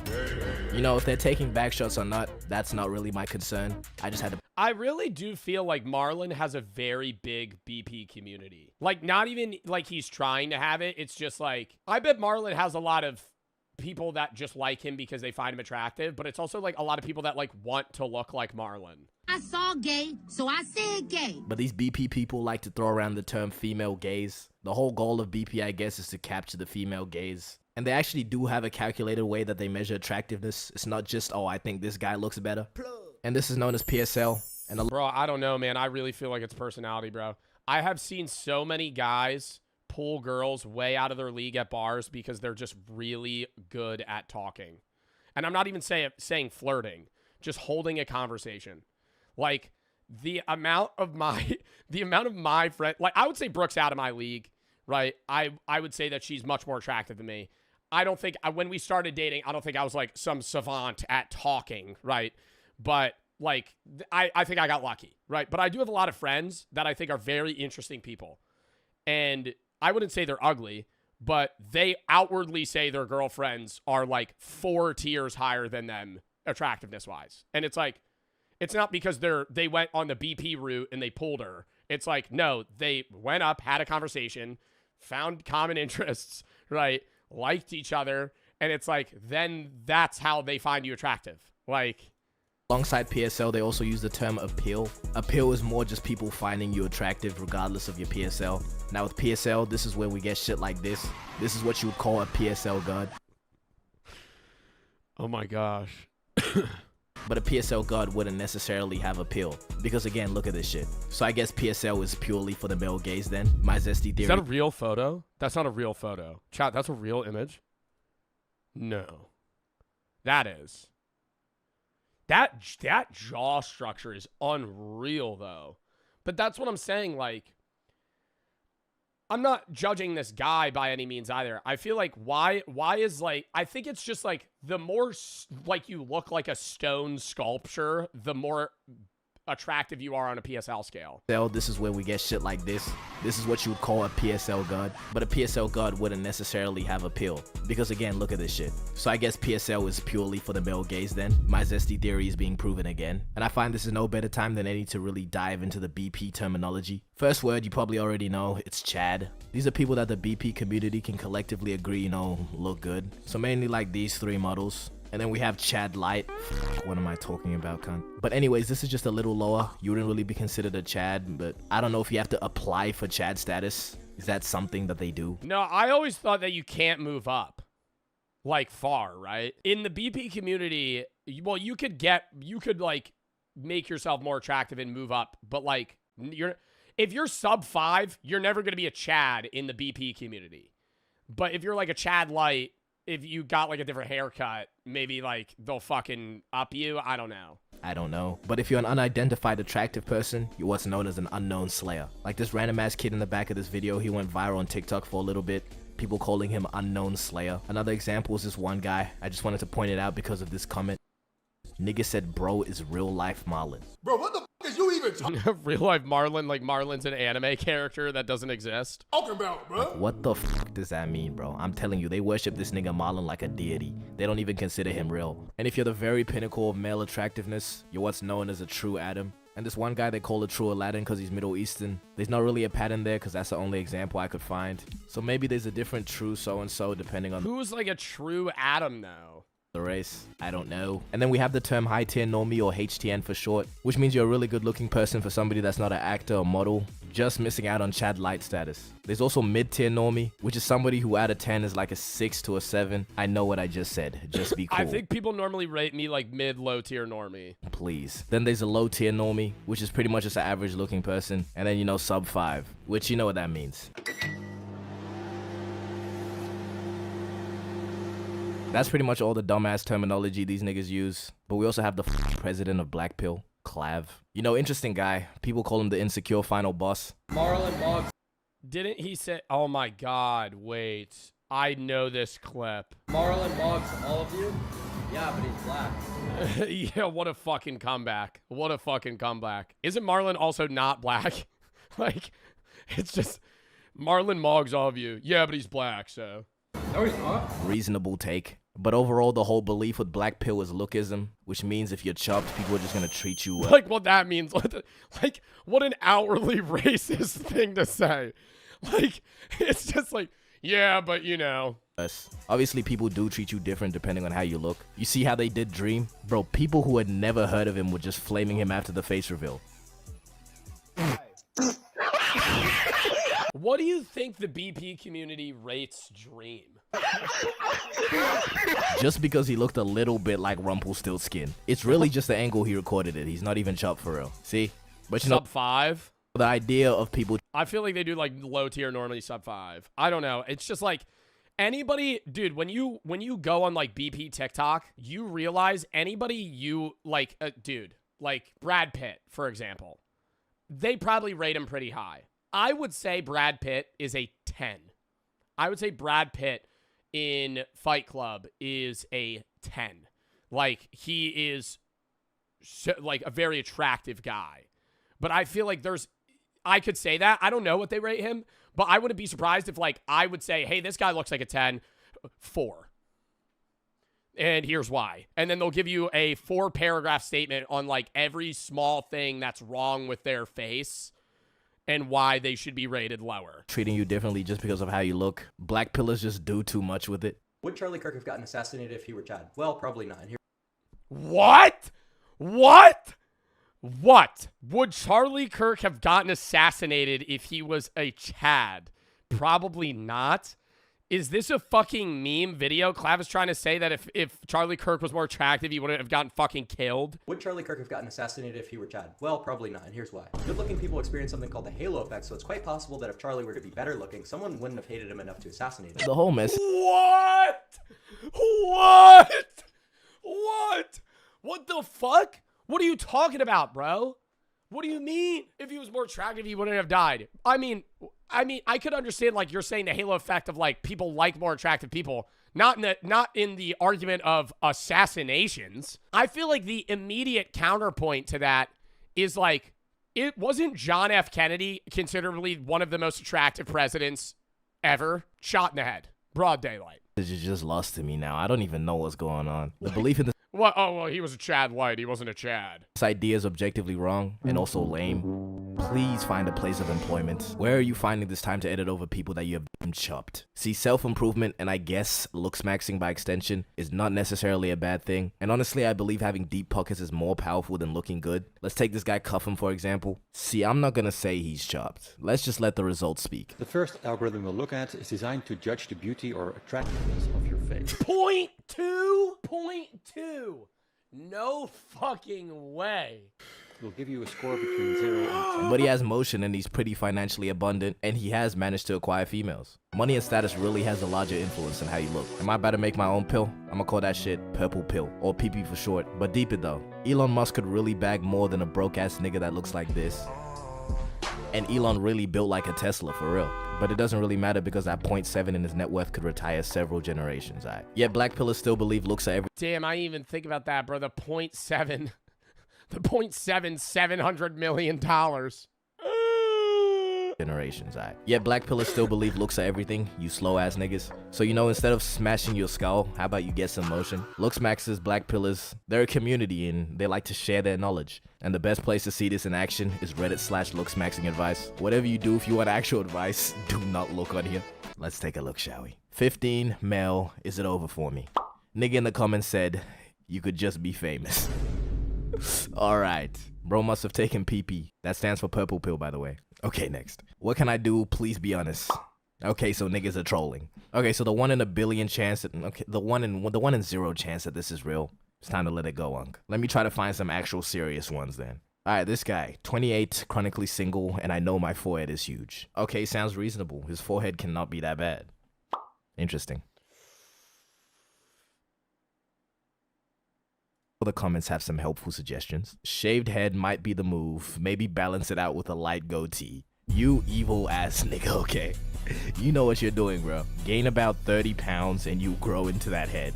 Is that something? Gain about 30 pounds and you grow. Stop. I'm trying to. That's actually fucked. No, that's actually fucked. You can do, you can grow into a head. Tell women you can read minds. Next, bro. Surprisingly, a lot of women are on this subreddit too. I don't think they really reply to There's women in the BP community. I thought that's only, but is there like BP guidelines for women? Posts, but they put a lot of them up. And maybe my black pillars being zesty theory was wrong, because a lot of them put up shots instead of actually giving advice. How big is my forehead? 1 to 10. You know, coming from the last one, you know, I'm gonna give this shit a 1. I think a lot of people in the comments forgot that question though, especially fucking Shakespeare over here. I'm captivated by how pretty you are. I would kiss that big forehead. It's not big, just kissable is all. I'll give it to you. You're tough, I guess, twin. Shut of the year. And then there's this guy that just said, can I have your number, please? No. Oh my goodness, Valentine! No, what? Oh no! No. That is not the shot! No. That's air, bro. That's straight air. And you know, sometimes even the girls' posts get flamed. You find me attractive. Why/why not? See, why are women going on the looks max? I mean, like, why is anybody going on this? But why are women going on the looks maxing advice? See, a lot of these comments are just not nice. But one stood out to me. This guy said, you look like you're offended by everything. Honestly, not a bad observation. You can't hate it. Okay, the more I dive down this subreddit, the less I believe it's actually serious. Just look at... Yeah, I feel like a lot of it's got to be meme shit. There's probably like... there is a BP community... But like, dude, a subreddit that anybody can join, bro. A lot of people are just going to join it to troll. Some of these posts. Is it over for me? 214 male. It's been over for quite some time, Abe. 19 female. How do I improve my looks? Reincarnation, man. Okay, I'm going to just leave it there. But, you know, message of the vid. Take PP, not BP. Bye. Outro. Wow. Next video, chat.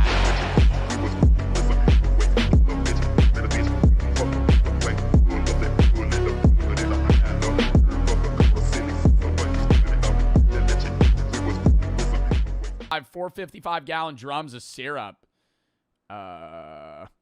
Move the syrup, but hangs up. Did notice that bugs and other vermin were starting to hoard around the locker. I think they stole the syrup. I think it was a little syrup thief. So you think that these are people that like they went to the Aunt Jemima factory? Yeah. Does syrup go bad? I don't think it does. I think about it. I'm like, I don't think I've ever seen bad syrup. Editor note: Can syrup go bad? Yeah. No, syrup could go bad, and I think I've had expired syrup before at like an Airbnb. Do you guys use the condiments they have at Airbnbs? I do, but I'm always worried. I always get worried, bro. I'm gonna go to an Airbnb and use their shampoo, and the person before would have put Nair in it, and then I'll just see my hair just like falling into the fucking... Dude, that's such an unrealistic fear, but I mean, that could definitely happen. Like, somebody puts Nair in the fucking soap that they give you at, like, an Airbnb, and I'm using it, and then my hair just starts fucking falling out of my head. Some shit like that. I use the syrup, though, and I remember one tasted weird one time, and I looked at it, and it was, like, 2 years expired. No, but it could get moldy. Yeah, I guess that... Oh, God, was it moldy? No, it just tasted weird. A lot of storage facilities act as graveyards for deceased people's stuff. Once the person is gone, their belongings can sit there for years until the container is auctioned off along with the stuff inside. One of the most common finds is war memorabilia left behind by veterans. Usually it's old medals, uniforms, and guns, but on rare occasions, it leads to live arsenals being discovered, aka they have like a fucking bomb. Out in Rockwell, Texas, bomb squads were called to a storage space containing what they were told were live military-grade munitions. When they that is literally a missile shell. arrived, they were greeted with boxes of hand grenades, old ammo, and even live tank rounds. That guy's just like, I want to take them. My business is not done. After safely removing all the explosives, they were taken to a nearby field and detonated. God, what a fun day. How They better let me go to that, you know? There was a controlled detonation in a nearby field. I feel like they'd have to invite the guy. If I'm the one that... do you think if you own the storage unit, the police would let you come with them to the field where they'd blow it up? And detonated. God, what a a fun day. How sick would that be? Well, you got to use them. Look at your buddy. You're making money. No, that's lame as hell. I'd be like, give me money. Give me $500 for the fucking rounds then. Dreams come true. Oh, let's So did they get to watch? Yeah. The people blowing them up? I meant the people who bought the storage unit. Oh, they better. I'd be like, yeah, this is fucking bullshit. You better let me blow. I'd be like, you need to rent me. Yeah, I would want them to give me the little presser thing where I go, boom, and it blows up like dynamite. Tank so I can shoot this. I feel like you could rent tanks for not that much either. There's no... What? It's only $600 you get to drive a tank. Oh, you get to crush a car. You pay $3,000 almost. You get 5-ton transport, 2 passengers. You get to drive all 3 of these things. Crush a car, 5 machine guns. Barrett 50 cal. Shop and equipment tour. Might as well fucking write that off. That's stupid. Guns, like they're not, but you can drive them. That's a lot of places you can do. You can like run over cars with them and stuff. Oh, but in a location, you can't just take it to your house. No, it's a okay. No.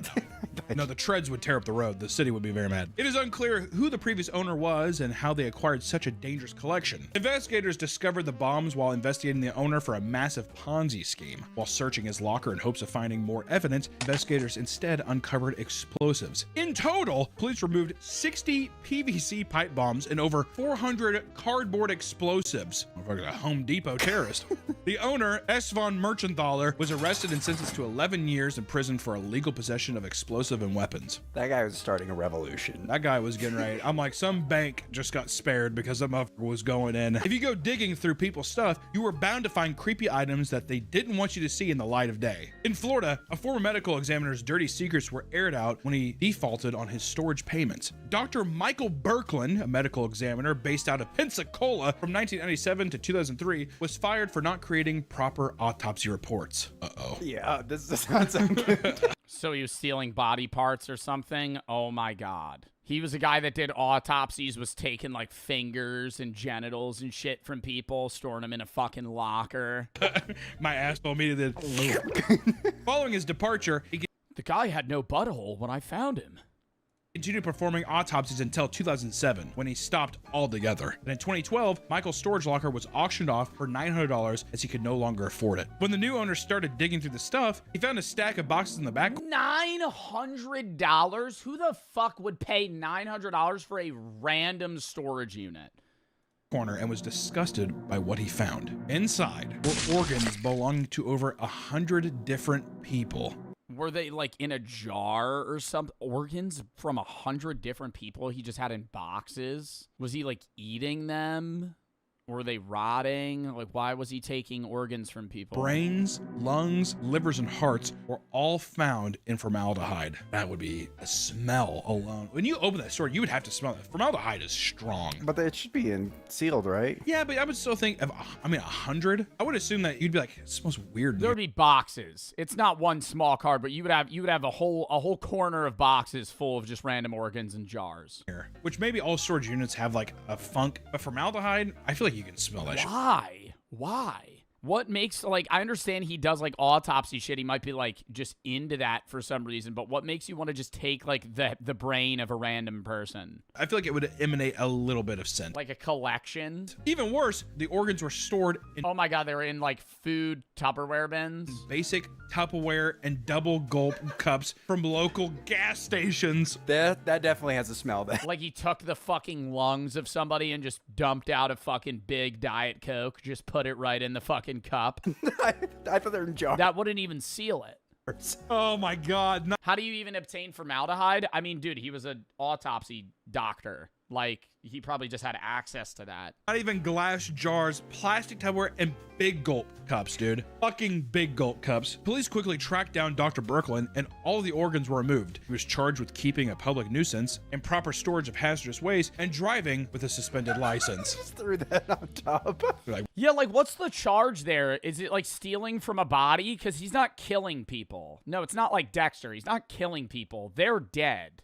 He's just taking their body parts. Like, you died, he's you know, doing a report on your body, and then he just takes your lungs. We gotta make sure we get this motherfucker. 10 families were notified of their deceased loved ones being found in the locker. Michael never faced any jail time. How? Because he posted his $10,000 bond and walked away. Posted $10,000 bond, but was unable to afford the storage. I'm telling you. Every one of these he just wanted to get rid of that shit. Just a little suspicious, isn't it? To be fair, if he's putting the brains and organs in big gulp containers, I don't think he really gives a fuck that much. So that's kind of cool. Yeah. Threw it in there. I want to know why he did it. Do you think it was just trophies?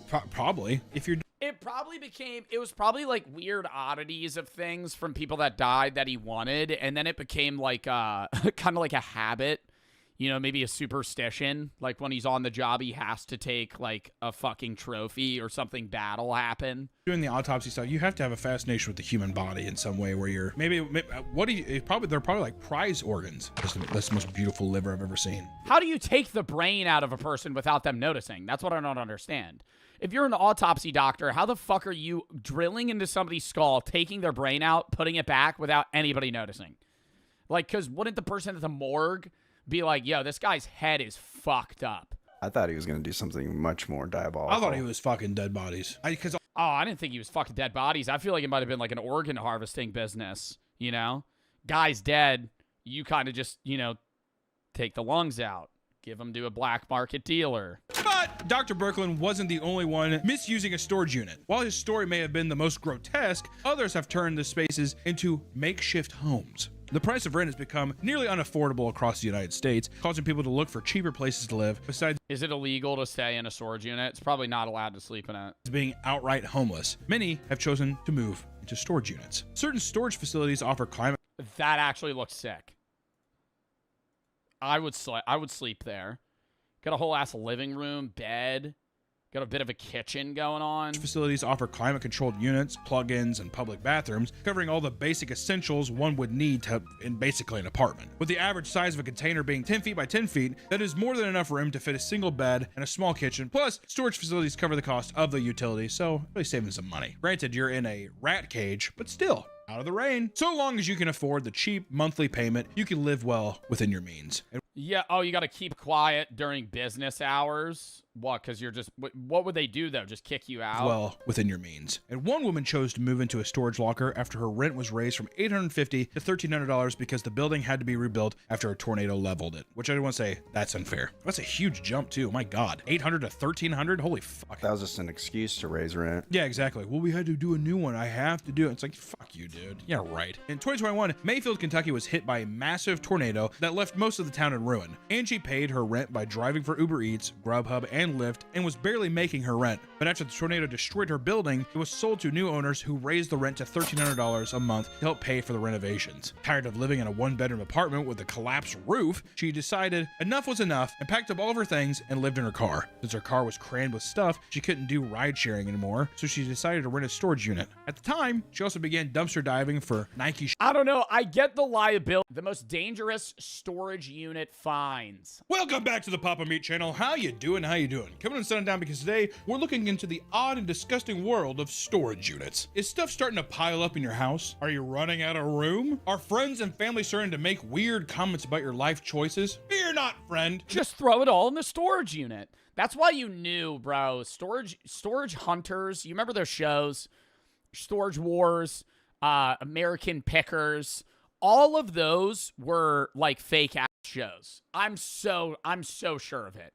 Maybe the storage units were real, but dime a dozen. You know, like not like it's one in a needle in a haystack. You're getting a good storage unit. Most storage auctions are selling like, you got to think, bro, like what is the average shit people are putting in storage units? Holiday decorations, mattresses, family memorabilia, and shit. like trash almost, basically trash. Stuff that's meaningful to an individual but worth nothing. So whenever I saw those fucking videos where it'd be like, yep, just bought this storage unit for $1,400. Oh my God, look, he has antique rifles in perfect condition that are worth $140,000. Who the f puts that in a storage unit? Why would you have that? Oh, he has a katana collection. What? What are you are you going through like the coolest people ever? What do you mean? If that's the stuff they're putting into storage, I want to know what they actually own. Like, are you going through like Jeff Bezos's abandoned storage unit where he has like a block of gold just sitting in the corner? Like, who the fuck has that? No one has that shit. Some cool ass stuff. Yeah, that, and then they just never find anything that's, dude, there was one show or like one episode where they actually went through shit. And I was like, wow, this is interesting. Because it was all trash. It was just garbage. There is a simple solution that may only cost you roughly $20 a month, allowing you to relocate your hoard of filth elsewhere. So first off, love Storage Wars. Fake TV show, love it. Love Storage Wars. But then I've been seeing all kinds. Yo, I feel like these guys, wait, go back to store. I used to watch Storage Wars every day. This guy, these two, terrible couple. I wonder if they're still, I think it was for the show. Obviously, I think it was staged, but they would always bicker. They hated each other. I never understood how they weren't divorced. I'm going to say that right now. I'm not trying to like judge the relationship or anything, but like on the show, they would just fucking scream at each other. It'd be like, all right, don't bid on that, honey. And he'd be like, yep, another, yep, okay, yep, we're buying that one. After his wife literally told him not to get it. Just like direct oppositions. This is the favorite character though. Favorite character right here. The old guy, don't remember his name. This guy was a douchebag, Dave. I always wanted Dave to get upbid on something and then fucking make no money. And I hated the show too because it was like, not only was the shit they were getting like fake, it was like they just knew the price of shit off the top of their head. Like Dave would walk in, he'd be like, broken Turtle Beach headset, $20. Candle warmer, $15. Oh, ladder, $183. He'd throw it to the side. I'm like, yo, you have to sell that to someone. Like, not only are you buying the storage unit, like, who are you? And then one day they showed Dave's actual shop, and it was just full of shit. It was like shelves, like floor to ceiling, of just like random technology parts and stuff he got at a storage unit. I'm like, who's coming to this store? I just go to Best Buy if I'm looking for a fucking iPhone charger. I'm not going to go to Dave Hester's auction site and go buy a fucking used Amazon cord that he got from a dead guy that didn't pay off his fucking storage unit. TV show, love it. Love Storage Wars. But then I've been seeing all kinds of videos online of verticals of people like, they find tons of money. It's all fake. Get the fuck out of here! If I found that, I'd think that there's a drug dealer that used to own that shit. You found a wad of 10 grand? I mean, don't get me wrong. I bet you there are storage units where people find some crazy shit. But I want to know, what's some real? Nah, surely. Drugs. That's what you're finding, bro. I could see a world where, like, a storage unit gets foreclosed on, you buy it, and there's just, like, 5 kilos of cocaine that you find. Like, or a grenade, bomb, unregistered weapons. That's probably really common. Finding guns. Like, weapons, knives, stuff like that. But not of value. It's just, like, okay, this is like doesn't even have like the serial numbers fucking scratched off. Crazy shit someone's found. I want some disgusting, depraved stuff, and that's what we're going to dive into today, all right? Storage units are a great solution for those with too many possessions. The services range from small rooms to large garages, and these labyrinths are found worldwide and hold all sorts of strange items. However, these large steel buildings are not as safe as you may think. From burglaries to insane tenants and even murder, storage facilities are the Wild West of urban cities with chaos hiding behind. Yeah, dude, there actually probably are people that sleep in storage units. Behind every turn. So, grab your padlocks and steel boots as we get ready to lift the door on the strange ongoings of storage units. I lived in a storage unit for 2 months. What's the weirdest thing? Bodies. There was probably somebody that bought a storage unit and there was like a human head. Something like remains of an animal, dead stuff, rotting shit. Like, what else is like disturbing or dangerous? Bombs, acid, Just fucking weird murder, sex dungeon shit. Yeah. If you've ever watched shows like Storage Wars, which was one of the most popular shows of the 2010s, it goes without saying that there are all sorts of crazy things to be discovered in storage units. Storage Wars followed a competitive group of... Yeah, and bro, they would always be in some fuck-ass town. They were never in, like, Miami, dude. They'd be in, like, rural Nebraska. Yeah, today we got a good find here. We got a few units we're going to be putting up for bid. Few units we're putting up for bid in Nebraska. What do they have? Buyers traveling from auction to auction, trying to see who could make the most money with the units they purchased, right? $500, sold to the guy for $500. Now I need to make $500 plus more money for profit. That's the show. That's every episode. And there's some bickering here and there. It's trash television. It's also all completely fake. It doesn't matter. Still, bro, really? Now that upsets me. I wanted at least part of it. I knew it was fake, but like, you kind of want part of it to be real. It's like when you're a kid and you find out the WWE is staged. And you defend it for a while, you're like, no, it's not. No, it's not. No, it's not. Randy Orton actually fucks people up. And then you do know it's fake, but you kind of believe it. That's where I was with Storage Wars. Where it's like, yeah, no, I know it's fake, but it's like, dude, they're still throwing haymakers on each other. Like, they're getting hurt. They're getting hurt. Former Storage Wars star files lawsuit claiming show is fake. What lawsuit is he filing? Because he was a part of the show. Like, I don't understand. Over the years, some of the people on the show have found insane things like rare art collections and priceless vehicles. And although this might look impressive, they pale in comparison to some of the stuff we are going to see. Yeah, he would always find some crazy shit. He'd be like, this is worth a ton. Look at this. Pulls out a picture of a German Shepherd. Guess who painted this? His son's like, who? The Adolf Hitler. It's an original. Really?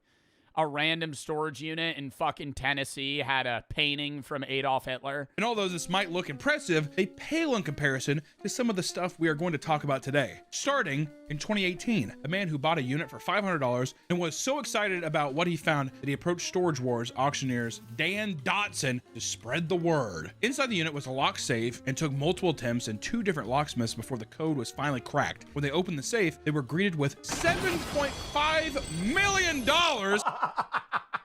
in cold, hard cash. I'd come.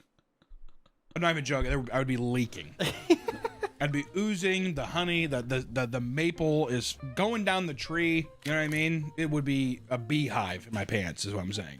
Sticky. News of the discovery made it back to the original owners of the unit. Realizing their money had just been sold for less than 1% of its worth, they contacted the buyer with a lawyer offering $600,000 for the unit and the money.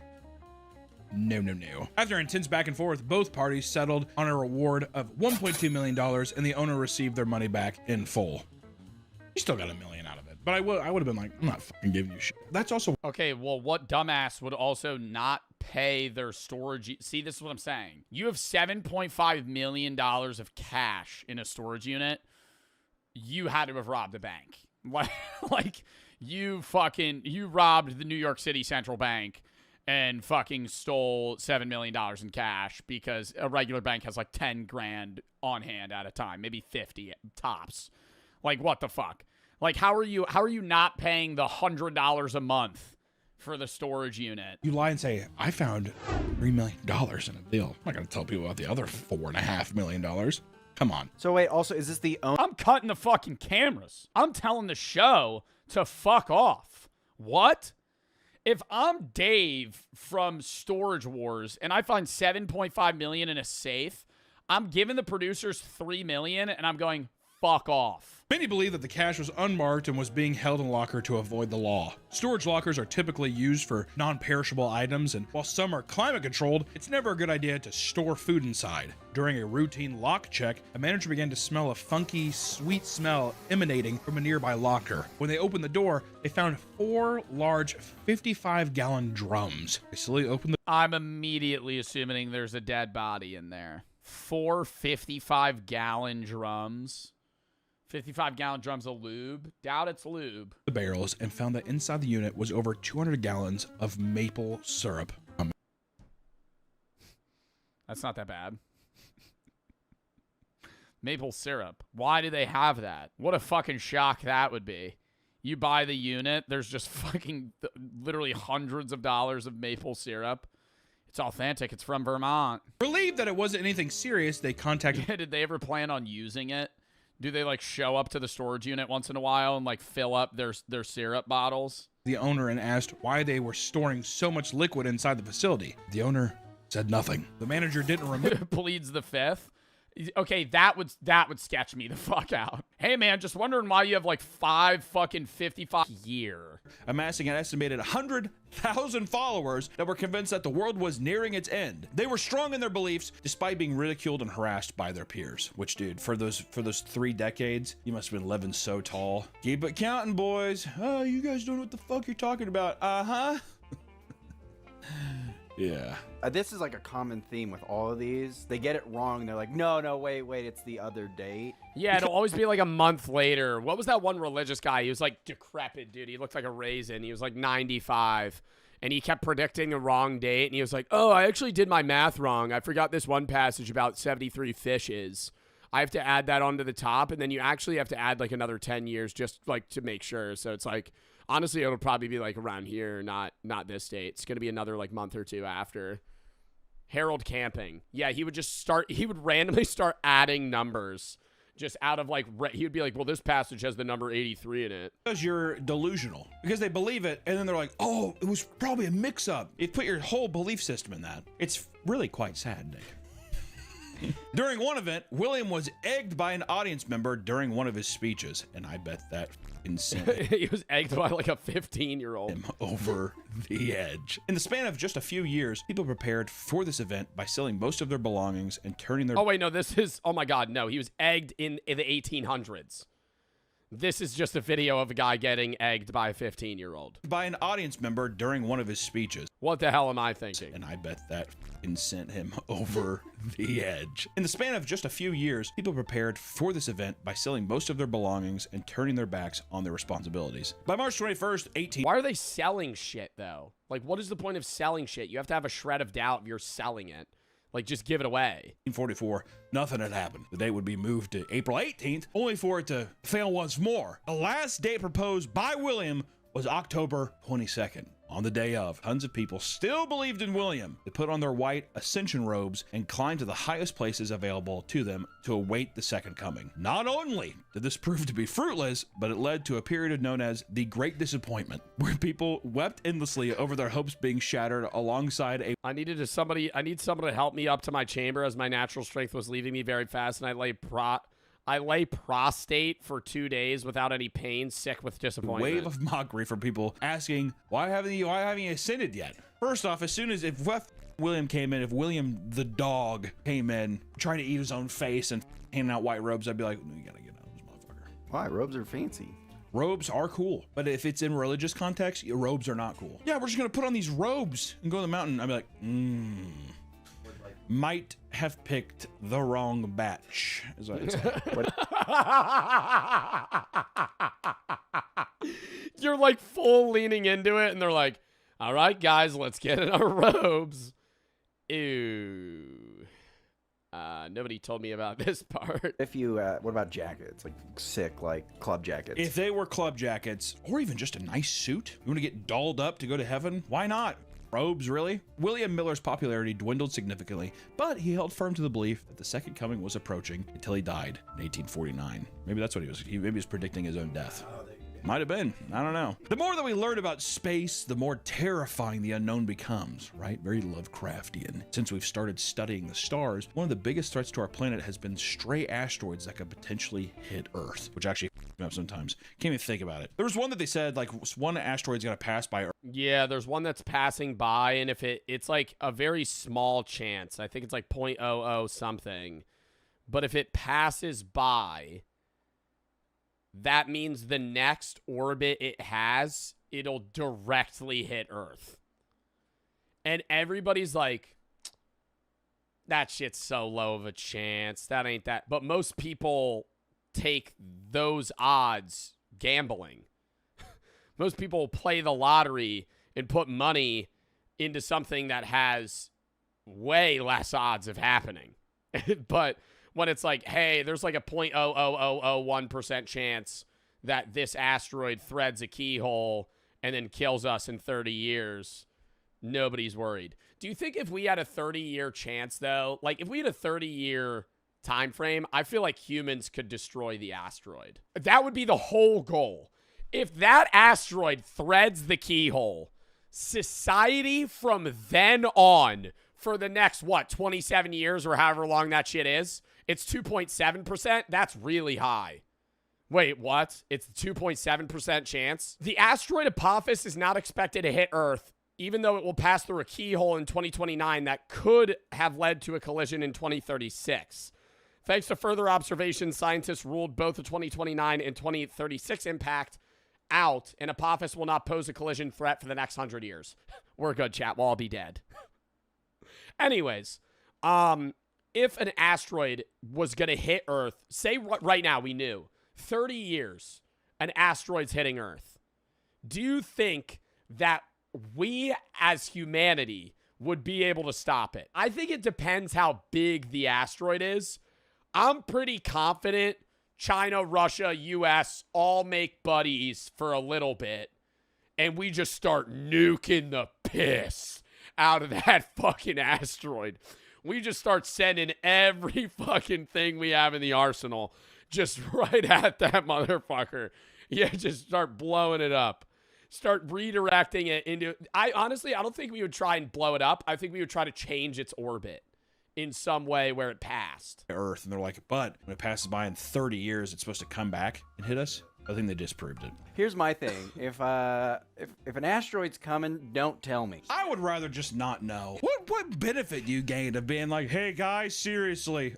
I'd want to know, because I'd stop doing everyday bullshit before. What the fuck? If you were like, an asteroid's gonna hit in 10 years, I'm not gonna start thinking about shit for when I'm 50. I'd be like, all right, well, I'm gonna be dead in 10 years, so I'll just go fucking do other shit. Like, you would change your game plan if you knew. Oh, in movies and shit. In movies, they do that to build conflict for the movie. But what would happen is, like, Elon and all those guys, they'd be like, I don't know, I'm just gonna try this spaceship out. And they'd leave and never come back. As soon as that starts happening, well, Mark Zuckerberg's building like he built like a giant bunker in Hawaii. Yeah, like $100 million bunker. It's like 10 floors, 30 floors or some shit. He said, well, it's not a doomsday bunker. It's just. And that's funny too. They're like, so what's up with the doomsday bunker? He's like, it's not really a doomsday bunker. It's just you could live there for 700 years if you wanted to. It's a man cave. It's like more of a man cave, and you're like, huh? Anyways, in 1910, many believed a nearby comet would end humanity. Halley's Comet, remember that one? Is visible from Earth every 72 to 80 years and has been spotted by humans dating back since 72 to 80 years. It was last visible in 1986. 2061. All right, that's a goal for me to live that long. I'll be 59. 40 BC. That's the Fortnite meteor. You see Halley's Comet and Kevin the Cube's on it, you're like, everybody forgets about Fortnite. It's 2061. It's Kevin. Which is crazy. Go somewhere else. Hello. Scientists had predicted that 1910 would be the next time it passes Earth and observed the comet flying by using a spectrograph. This new technology allowed astronomers to view the chemical composition of the comet, and to their horror, they discovered its tail that was made of cyanogen gas, which is extremely toxic. Oh, shit.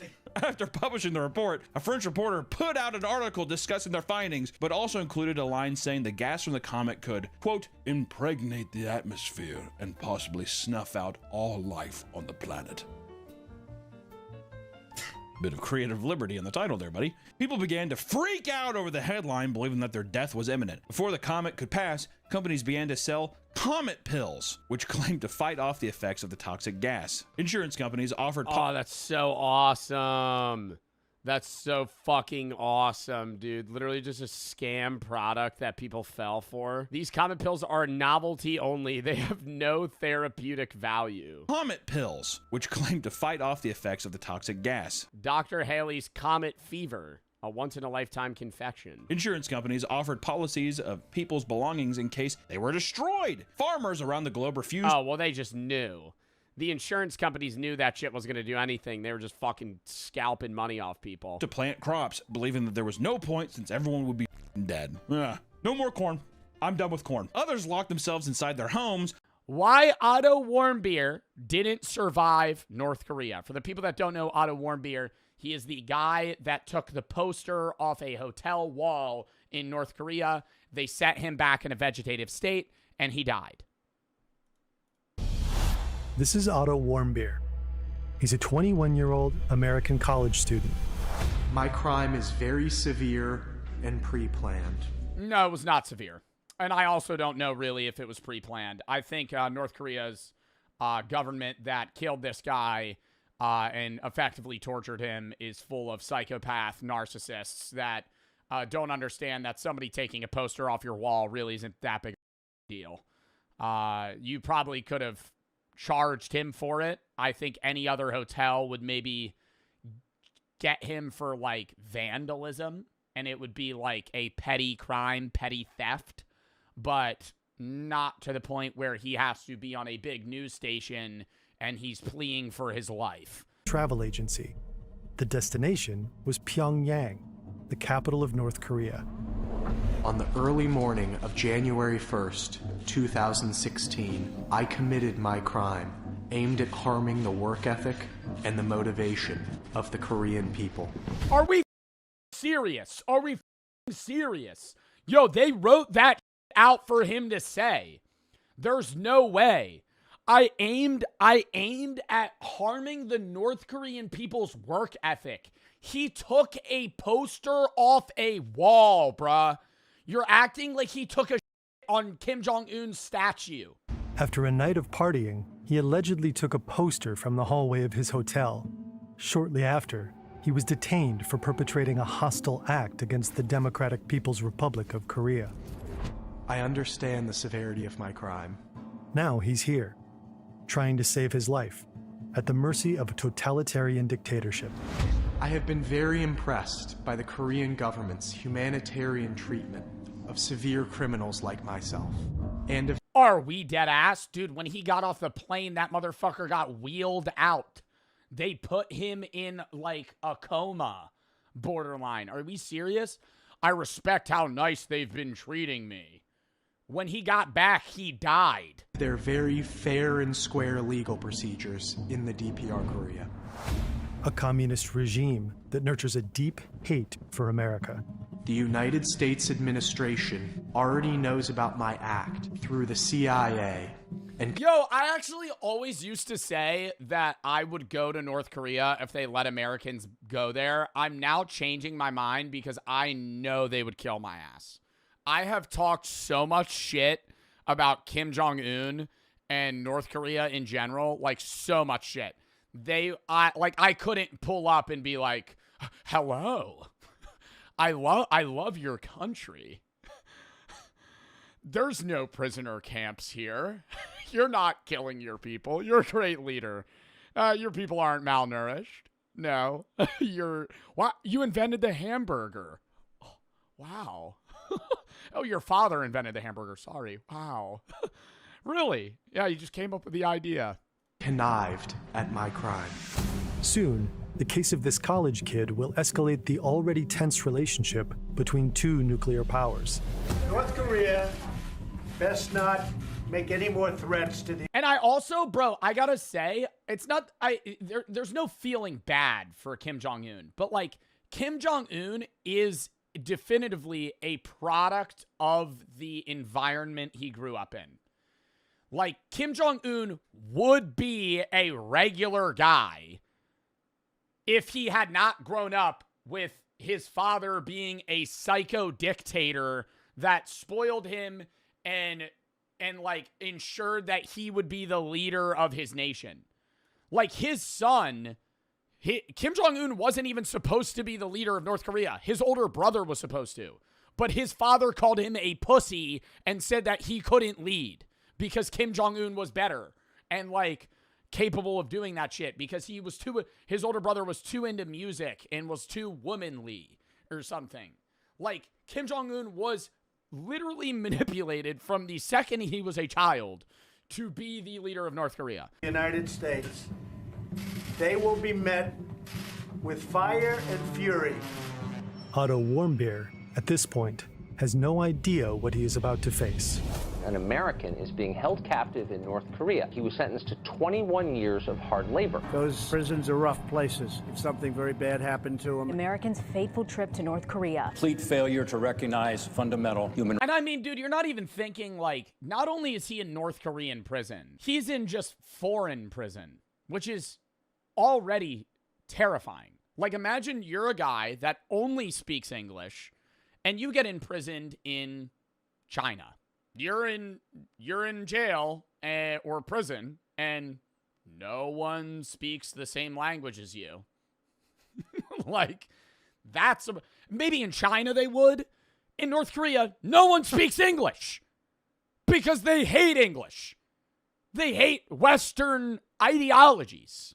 So you're literally just like getting screamed at. You don't know what's going on. Rights. The dreams of a young man. You're fucked. Destroyed by dubious charges from a ruthless regime. This very press conference might be his last chance to save his life. I don't want to say, yeah, and I know that, like, they have him. Oh, my God. I feel like this is just one of those scenarios where it's like, and I'm not going to see, I know Trump was president when this was happening. And I think what he's doing right now, and he's like, we need to forcefully take over Greenland. Fucking crazy, right? Like, Denmark literally says we could use their military bases, and like, why is he saying that for his own personal gain? It's fucking weird, right? But like, this is one of those scenarios where I do wonder what would have happened if he was like, if Otto Warmbier comes back harmed, I will bomb North Korea. Like, if he just like flat out said that. Like, obviously he never would over this kid because he's not like, I don't want to say it, but it's like, the U.S. does hold value over important figures in foreign policy, especially with obtaining, like, either prisoners of war or, you know, people that are held captive in other countries. Like, if he was not just a random college student, it would be different. Son in my family. My mother needs me. My father needs me. My younger brother and my younger sister need me. I entirely beg you. People and government of the DPR Korea. I think he is emotional, but what sucks is he has to put like this begging plea when like he's not in the wrong. Like, he did a slap on the wrist thing and they kill him for it. He did something so minute. The counterpoint people are going to say is like, well, he was in North Korea, you should have known. But it's like, okay, bro. For your forgiveness. Please, I have made the worst mistake of my life. Otto Warmbier won't survive, and his case will bring what'd he do? Took a poster off a wall. The U.S. and North Korea to the brink of war. But the version of events many people remember might not be true. What? Can't start out the video. Much of our research is based on this extensive GQ article. Find the link in the description. New Year's Eve, 2015. This is Kim Il-sung Square in Pyongyang. It's not 2015 in North Korea. It's not 2015. New Year's Eve, different year in North Korea. Thousands of North Koreans have gathered to watch the fireworks and greet the new year. Among them is a group of tourists. These are people from Europe, Australia, and the US. They're here with a travel agency, and they booked a 5-day, 4-night New Year's party tour for $1,200. Otto Warmbier is one of them. I mean, that's crazy, dude, how much the country's changed since then that you were able to book a New Year tour in North Korea. New Year's party tour for $1,200. Otto Warmbier is one of them. Now, after the fireworks, they return to their hotel, a 47-story tower located on a small island in the Taedong River. It boasts 5 restaurants, a bar, a sauna, a massage parlor, even a bowling alley. One of the restaurants revolves. Because of its location, people call it the Alcatraz of fun. During the tour, they'll drink at a fancy bar and eat at fine restaurants. And, on top, they get the full propaganda tour. They've already visited the 70-foot bronze statues of Kim Il-sung and Kim Jong-il, the country's first 2 dictators. They're regarded as near holy figures.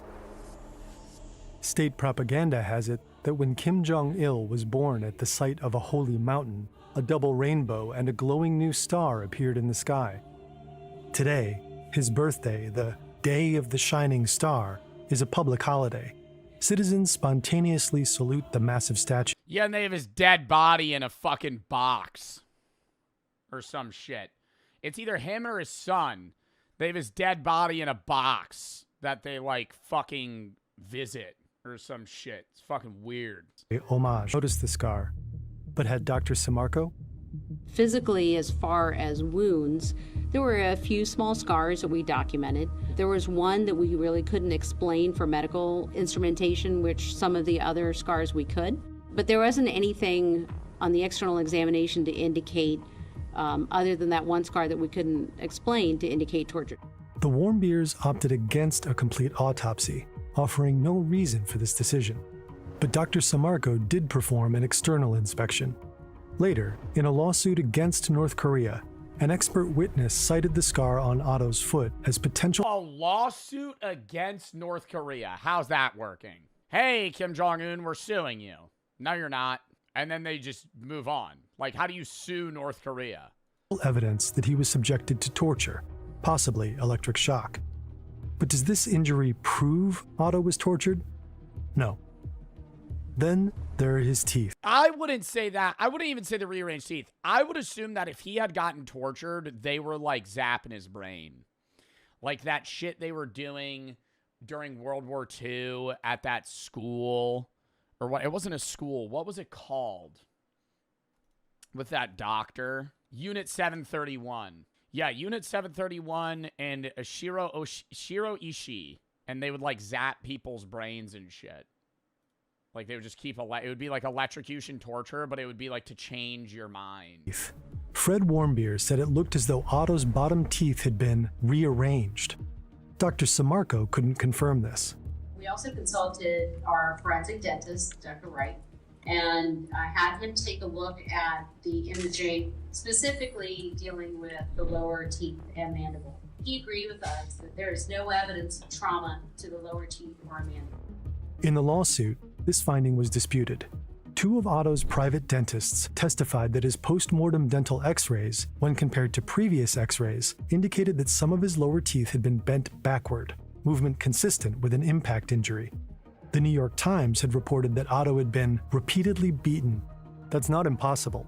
An ex-North Korean spy who was familiar with, though not directly involved in Otto's case, said he'd heard Otto was roughed up by prison guards. 그분이 감옥에 있으면서 간수들이 있잖아요. 간수들이 많이 때렸대요. 왜 때렸냐면 언어가 안 되잖아요. He also continues to say that there might have been waterboarding. To him, that's standard practice, what he'd call non-physical, like it's physical torture, but not something that would show up in like wounds. Battery, rather than torture. It's difficult to say whether this ex-spy is credible, though. And even if Otto's teeth were bent backward, it's impossible to know for certain what caused that. Finally, the biggest injury of all, his brain injury. The most important diagnostic test thus far was a magnetic resonance imaging scan of the brain. This study showed extensive loss of brain tissue in all regions of the brain. In other words, the damage is universal, and scans show it occurred all at once. There's a technical term for this, an anoxic encephalopathy. It means an injury caused by a lack of oxygen to the brain. So either blood ceased to flow to Otto's brain, which would result in a lack of oxygen, or Otto stopped breathing. This pattern of brain injury, however, is usually seen as a result of cardiopulmonary arrest, where the blood supply to the brain is inadequate for a period of time, resulting in the death of brain. Oh my God, are they saying that he took his own life when he was in prison? In tissue. In general terms, one of the more likely causes of a cardiopulmonary arrest in a young person would have been a respiratory arrest. In all likelihood, Otto stopped breathing. Any number of events could have caused this. An allergic reaction, choking, near drowning, anything that might prevent oxygen from reaching his brain. But which of these events was the cause? There's no way to know. I hate that. We have no certain or verifiable knowledge of the cause. How could he have done that? Asphyxiation? Or circumstances of his neurological injury. A cause that could almost certainly be ruled out was repeated beatings. Repeated beatings to the head would have caused asymmetrical damage, with some regions being affected more than others. Also, scans revealed no fractures of the skull. Despite all this uncertainty, the Warmbiers insist on torture. And the question of whether Otto was tortured or not is not a medical side note. By now, it has the potential to escalate a simmering conflict between two nuclear powers. A year and a half before, mere days after Otto's detention, North Korea had carried out its fourth nuclear test in defiance of international sanctions. It also launched a long-range missile. In September 2016, it performed another nuclear test. By 2017... Bro, I just don't understand how, like, Russia and China don't also want to just step in and stop them, because they're their own powers that, you know, obviously are semi-allied, but like they have to witness Kim Jong-un and go, this is fucking crazy. You know, like Russia does its own shit, and you know, right now they're in war with Ukraine and it's horrible. But they're getting like North Koreans are allies and aiding them in this. So I'm like, it just has to be like they're turning a blind eye. Like there's no way they're like, yo, you gotta stop. Like that's because that's worrisome for them as well. No, I feel like Kim Jong-un's like not sane in the way that like Xi Jinping is in like how he's gonna hold certain like conflicts, you know? Like you don't want, like I think it's more scary if Kim Jong-un gets nuclear power than Xi Jinping, you know, like, but I mean, obviously Xi Jinping does have nuclear capabilities, but I'm saying like that's less scary for the world, you know, like even on either side, you're seeing this. You're like, maybe we shouldn't give this dictator nuclear power, not give it to him, but allow him to have that. The year of Otto's return, the confrontation between the U.S. and North Korea was near the Who's Xi Jinping, leader of China? Boiling point. North Korea best not make any more threats to the United States. They will be met with fire and fury like the world has never seen. It was the beginning of the 2017-2018 North Korea crisis. Meanwhile, Otto Warmbier's case took on an increased political weight. Trump had adopted the torture hypothesis as fact. Trump need to press that red button. Terrible idea. You nuke North Korea, they're going to fucking nuke everybody else before they die. It's the same shit, dude. It's just mutually assured destruction. That's why nuclear war is like the max out for countries. It's just, it enables you to have like an ultimate last defense of like, okay, even if you wipe my country off the map, we'll still kill you. Senator John McCain said Otto had been tortured and murdered. Senators Adam Schiff and Marco Rubio also used the word murder. Fred Warmbier's analysis was that his son served as a sort of human shield.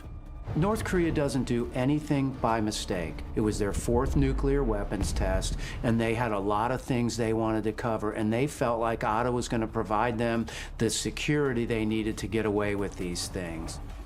Oh my God, to frame Otto to say that, oh, we need to escalate our military power because the Z Society and the Methodist Church and the CIA are all three conspiring against against North Korea, that we have to scale our military power. Then, in 2018, Michael Flukinger, the doctor that helped bring Otto back to the US, revealed a new piece of information to GQ. The staff at the North Korean hospital where Otto stayed told Flukinger that they received him the day after his trial, and he was already unresponsive. What? So he was in like a coma for a year? They had to resuscitate him, then give him oxygen and put him on a ventilator, or he would die, Flukinger told GQ. Also, there's a brain scan dated April 2016. We received copies of brain MRI images from the medical personnel in North Korea. The earliest images. So how did he eat pork and spinach? BN, that was already disproven, bro. He did not have botulism. That was a lie that North Korean officials said to the United States to say that they didn't torture him. Are dated April 2016. Based upon our analysis of those images, the brain injury likely occurred in the preceding weeks. Of course, the North Korean story might be a lie. It might not be true that he was hospitalized the morning after his trial, but there is strong medical evidence that he sustained his brain injury in the days or weeks after March 16. In any case, Otto Warmbier. Why the fuck did they not return him then? You know what I mean? Like, if they did that to him right then, why did they not? Like, why did they keep him? Like, that doesn't make sense. But it's very unlikely that he was actually sent to one of the notoriously horrific North Korean labor camps. American detainees are treated differently. According to GQ, Otto Warmbier most likely stayed in a used guest house in downtown Pyongyang during his detention. The hard labor he was sentenced to would likely have been planting soybeans and making bricks. Grueling, backbreaking work, but nothing compared to coal mining, which is typical for North Koreans. North Korea needed him as a bargaining chip, and bargaining chips don't have— Oh my God, so maybe they didn't actually put him in that state. They just needed him as like a trade? Like, as fucked as it sounds, like a trade token. Like, it's something they could fall back on. Have much value if they aren't in good condition. And in a sense, he was. We believe that for somebody who's been bedridden for more than a year, that his body was in excellent condition, his skin was in excellent condition, and we didn't see any evidence of decubiti or bed sores. In its article, GQ proposes a different theory than torture. During the 2 months between his detention and his confession, Otto was likely subjected to relentless interrogation for as long as 15 hours per day.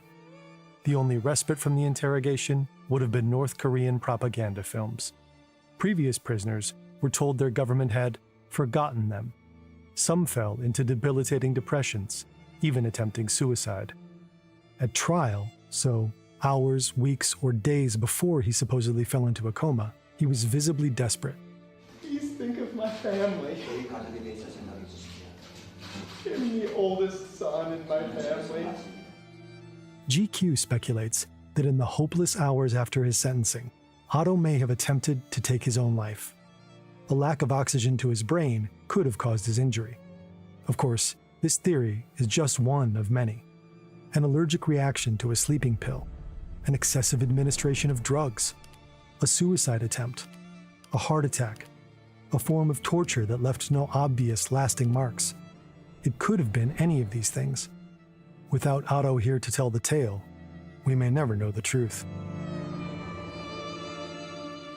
I mean, like, couldn't he? I'm just saying. I don't know if this happened. Couldn't he have tried to hang himself like 3 days after? Cut oxygen to his brain, didn't die. They save him, but now he's perpetually in this state, and the wounds that would be on his neck would have healed by the time he was sent back. He wouldn't have neck scars because he wouldn't have any laceration that would have been there would have been healed by the time they returned him. In May 2018, something weird happened. Trump tweeted that he was going to meet Kim Jong-un in person, and everything changed. Getting a good picture. I'm instantly asking that motherfucker what the hell they did to Otto. To everybody, so we look nice and handsome and thin. After the Singapore summit, Otto's name all but disappeared from Trump's lips, replaced by the name of Kim Jong-un. And then we fell in love, okay? No, really. He wrote me beautiful letters, and they're great letters. We fell in love. The previous year, Trump tweeted that he tried so hard to be Kim's friend and referred to their relationship as It's a very special relationship. In 2019, when asked whether he thought Kim knew about Otto's case, his reply was startling. I don't believe he knew about it.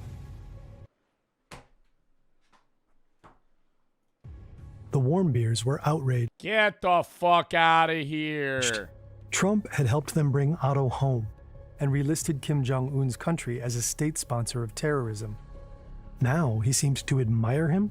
Well, he is very talented. Anybody that takes over a situation like he did at 26 years of age and is able to run it, and run it tough. Very few people at that age, you can take 1 out of 10,000 probably couldn't do it.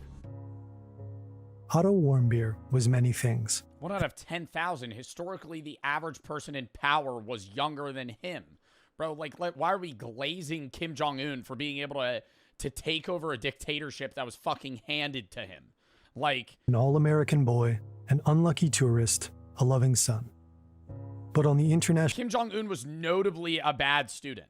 Like, that was said of, like, he didn't do his homework, didn't show up on time. He was lazy. Like, what the fuck are we talking about? We're just glazing Kim Jong-un. National stage, he was a pawn and a symbol. Pyongyang deployed Otto on the chessboard of politics, using him domestically as a mouthpiece to spread anti-American propaganda, and internationally as a bargaining chip, a hostage to be traded for the easing of sanctions or other U.S. concessions. For the Trump administration, Otto Warmbier was useful as a symbol, driving the narrative that he was tortured by a barbarous regime and possibly using his death as a means of psychologically preparing the American public for war, the threat of which Trump hoped would make Kim back down. Otto was sentenced to 15 years hard labor for an alleged crime that in most countries would be considered, at worst, vandalism, based on a sham trial. No matter what happened to him, I think in most countries you wouldn't even get arrested. I think in most countries you would probably get a small fine, or they would be like, you're just banned from coming back to the hotel. that in itself is damning enough. And even if he likely never had to go to one of North Korea's prison camps, they are hell on earth.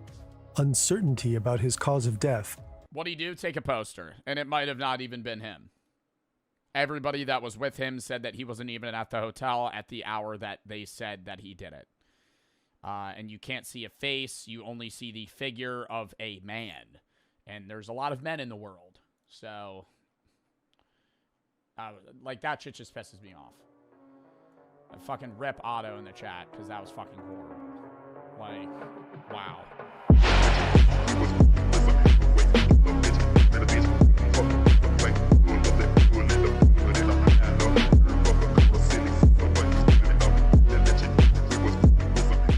Failed end of the world predictions. Papa Meat. I don't want to set the world. The recent one on TikTok.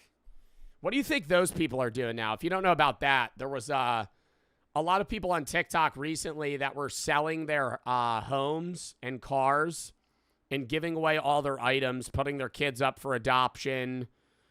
Not a lot. It was probably like 100 people. But there were people that definitively tried to get like rid of all their goods for the rapture because they believed that the world was ending and the devil or demons were going to take over Earth and they were going to be sucked into heaven.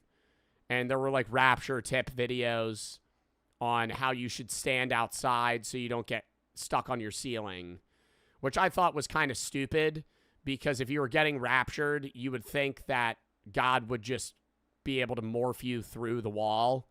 But a lot of people were seemingly worried that there would be something blocking their headspace and they would be kind of stuck to the ceiling like you're in one of those UFO carnival rides. And God would be trying to rapture you, but he would give up because your drywall was blocking you.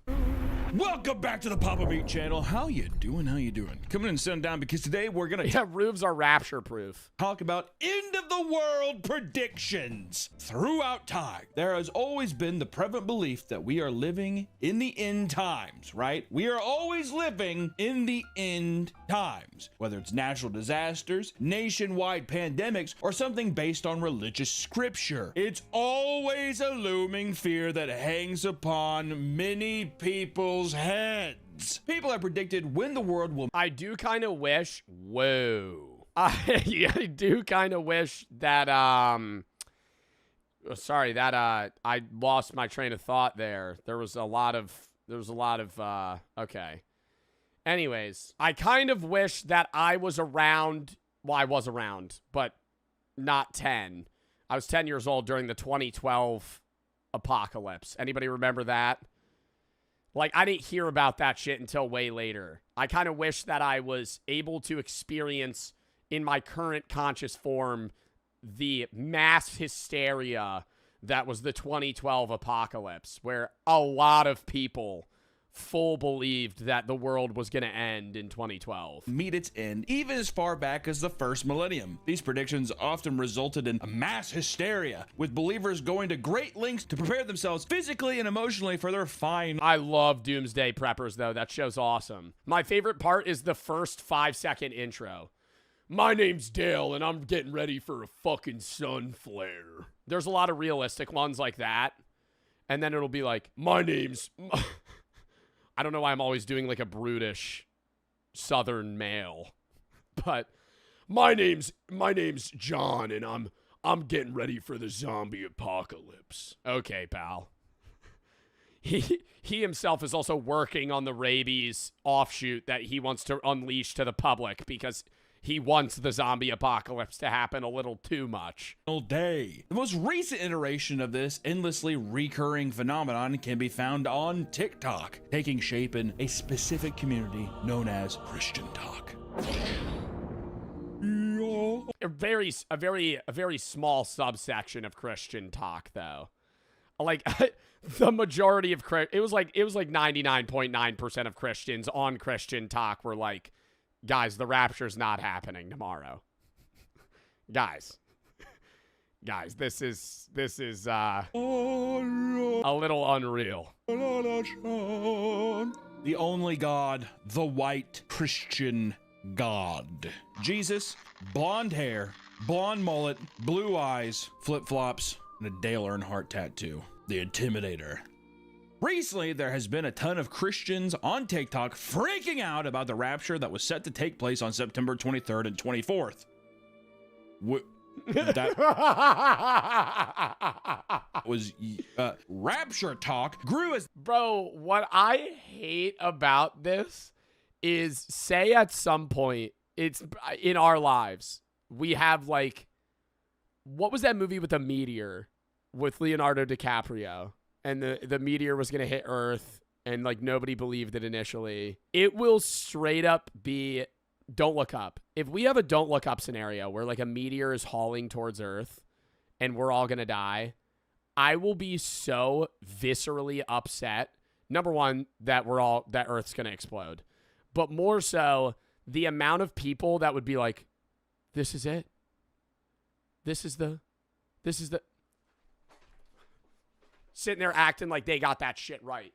Like every time there's some drama shit, bro, somebody being like, yeah, I could have predicted this from the start. I've been saying this the whole time. Yeah, there would be a few dickheads that would be like, I actually knew the meteor was going to hit. This was God's plan for me all along. He told me when I was 12. Okay. The movement spread and became more popular. Thousands of people were posting about how they fully believe. Oh no, get ready, the king is coming. So excited. 9/23/24. Also, aren't you not supposed to know if you're going to heaven or hell? Like, isn't that saying if you're like, yeah, I'm getting raptured. Yeah. Yeah, I'm getting raptured. You're not. Get ready, because this is going to be really exciting. Like, that's kind of like narcissistic that you're outwardly saying that you're definitively getting raptured because you're such a good boy. Like, yes, you believe in God, but even accepting Jesus as your Lord and Savior, you should always be like on edge. Based on how I've learned about Christianity my entire life, is that like nobody's ever 100% safe. Unless you're literally declared a saint in the Catholic Church long after you die. That the end times were coming. Some were overjoyed, while others were stricken with intense grief. Oh God, we're gonna die. It's a bummer. This all began when South African pastor Joshua Mikela claimed to have... Wrong? Really? How? How are you... You're supposed to know definitively that you're going to heaven? There should always be some level of unease. No? Correct me if I'm wrong, genuinely. A vision of Jesus telling him of his return to earth. According to Josh, he saw Jesus on a throne telling him, I am coming soon. I am coming soon. Jesus then told him dates of his arrival, which were 2 weeks out. Bro doing a podcast with a bare brick in the motherfucking back telling me that the rapture's coming on September. From his vision. A clip of an interview with Josh talking about his vision blew up and started the whole craze. But no one could have predicted the mass hysteria that would follow. It was pretty shocking. Right out of the gate, people began to post videos of themselves preparing their houses for the people left behind. If you're seeing this and you're still here, I'm so sorry that you didn't make it. At least you're here getting to do all the sins that you wanted to do. And the guy that bought her car for $1 the day after the rapture when she comes back asking for it back. The guy that's actively in a fucking U-Haul moving into her house when she walks back to her house. Sorry. Be naughty with your fellow sinners. I don't know. Maybe you can make the best out of it. But yeah, goodbye. Bro, like, what are those people doing right now? Like, I want to know so bad. They're out. Do you think they just moved? Like, do you think they've moved past that? Have to have. But there's no way. Like, there's no way your entire being believes that the world's going to end, and then a month later, you're not in shambles. Like, I feel like you would be distraught for like a year if you fully felt that the world was definitively going to end. Yeah, if anybody's here after the... But they're like, it's not, honestly, it's not even like they've been misled. It's like a level of like mental instability, bro. Like that's, like it's not like, oh, you're just like hyper religious. No, it's like you're like falling for a podcast clip of a fucking pastor saying that he saw a vision the world's gonna end. Rapture, because my ass is going up. I got a jacuzzi back there. Feel free to use it, bozo. One woman stocked up on candles and Bibles, as well as leaving behind laminated note cards of script. Why are you stocking up on Bibles? The world's ending. You're getting sucked into the sky in a blue beam of light. What the fuck? Bibles. Oh, is she handing these out to people? Jesus loves you. If this woman handed me a fucking Bible that said Jesus loved you, and then I didn't get raptured, and earth was set on blaze, I'd be pissed. I'd be like, what the fuck is this doing for me? I'm dead. As well as leaving behind laminated note. What did that say? It's not you? As well as leaving behind laminated note. It's not too late. I gotta read that. And laminated. It's not too late to take this Bible, find other believers. Be careful who you trust. Do not take the mark in hand or forehead. Huh? Note cards of scripture. Where did everybody go? Many people vanished because they believe in Jesus Christ, Son of God. And in something, take them to heaven. This is God to save those who trust him. For the sinners who she believed would enter Oh my God, this home. is like so reminding me of when I left the gym one day and some dude shoved a fucking card in my door and I read it in my car and he was claiming to be Jesus Christ in the flesh. And he was asking for, like, help in his search to create his own new, like, subsect of... I've told you guys this story. This was, like, a year and a half ago. Maybe 2 years ago. I left the gym, and there was a dude that shoved, like, a pamphlet in my fucking car door. And I read it, and he literally was claiming to be the reincarnation of Jesus Christ. Like, he was... I wish I kept it. I threw it out, and it was, like... full-blown religious psychosis. It was the craziest thing I've ever read from, like, a random guy. Probably fornicate with each other, because what else are they going to do with hell on earth? It's true. No rules. Did you get an autograph? No, I didn't see the dude. It was just in my door. Like Jesus said, I am going to come in 2 weeks, and I'm going to take all of the sinners. Aim to commit this crime task. The full story goes like this. His friend's mother, a deaconess at the Friendship Methodist Church in his hometown of Cincinnati, Ohio, instructed him to deal a blow to North Korea by stealing an important political slogan to be hung in her church as a trophy. As a reward, he'd receive a used car worth $10,000. Were he to be detained, the church would pay his family $200,000. The aim of this crime was... Oh, wow. So this was literally just all set up by North Korea, and they just framed a guy to, like, say that he was conspiring against the state. To harm the work ethic and motivation of the Korean people. He told his mother about his plans. She cried and said not to do anything dangerous. I considered less, not wanting to hurt my mother. But since then, I received several alluring pressures from the Friendship United Methodist Church, leading me to finally decide on my crime attempt. He then shared his plans with a member of the Z Society, a secret society at the University of Virginia that Otto wanted to join.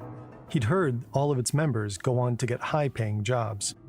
He promised if I was successful, he would help me gain membership in the Z Society. Finally, he decided to do it. After I planned in detail to accomplish my plan. Yo, and like, do the North Korean people in this room believe this guy? Or do they also all know that this is a load of horse shit crafted up by some fucking dumbass on their end trying to say that, yeah, Otto Warmbier got paid by a random church pastor to fucking steal a poster. And that if he stole the poster, he would receive great financial gains and a used $10,000 car, as well as high-position job options when he returns. To steal a $5 fucking poster that is probably made of dog shit fucking material as well. On the early morning of January 1st, 2016, I committed my crime of taking out the important political slogan from the staff-only area of the Angakdo International Hotel, aimed at harming the work ethic and the motivation of the Korean people. And he explains, what, the fucking one janitor and the maid at the hotel, dude? They probably have no guests at that fucking hotel anyway. I mean, the plot goes all the way to the top.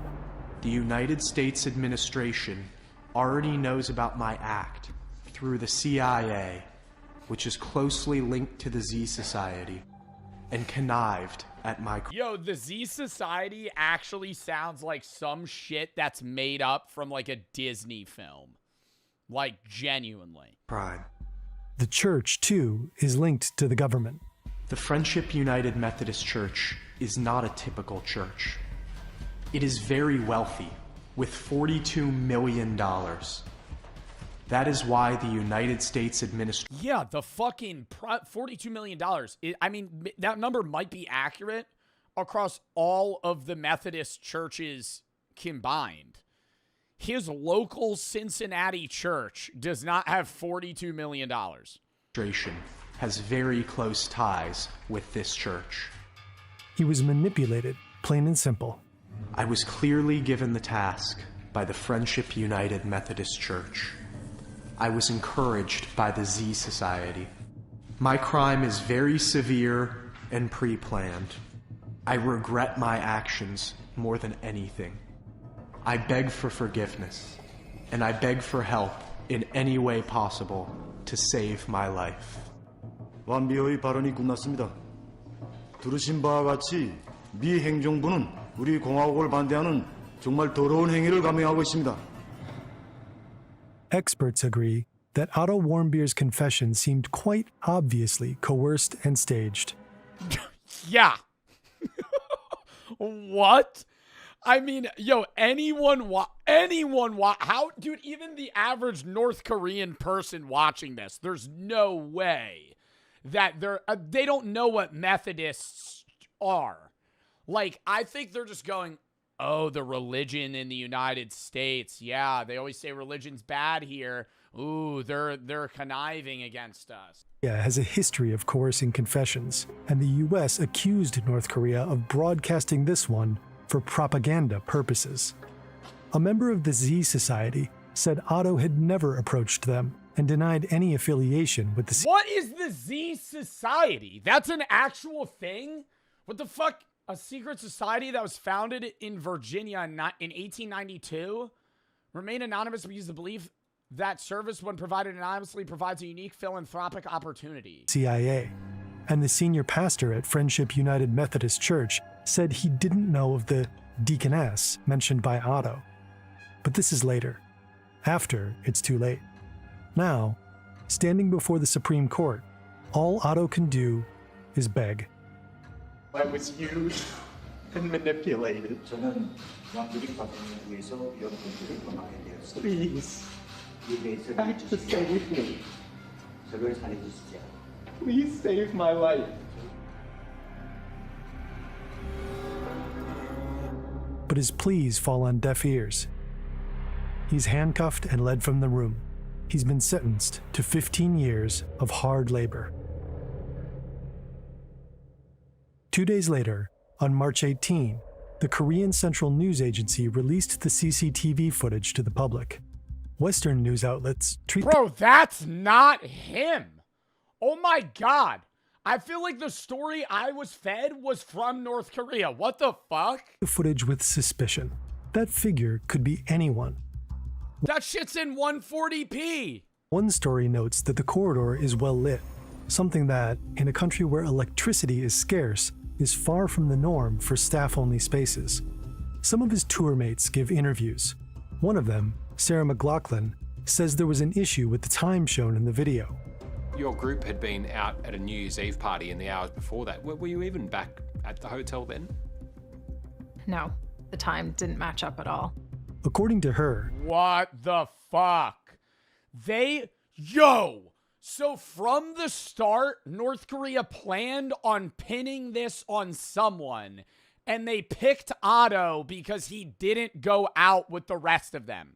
Like, if Otto had gone bowling or something, they would have just picked somebody else. the young pioneers didn't return to the hotel until around 3 a.m., more than an hour after the footage was allegedly captured. Oh my God. Another tour mate says in an interview with the BBC that Otto was careful to observe the rules. They'd been told not to take pictures of military staff or installations, and he'd been nervous when taking a photo with military personnel in the background.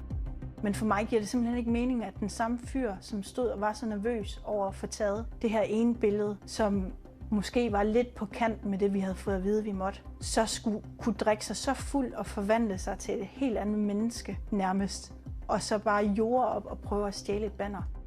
His roommate, Danny Grattan, also doubts that it was Otto. We never mentioned anything remotely like that. We'd already bought some souvenirs. In my heart of hearts, the guy I knew for 3 or 4 days was not that type of guy.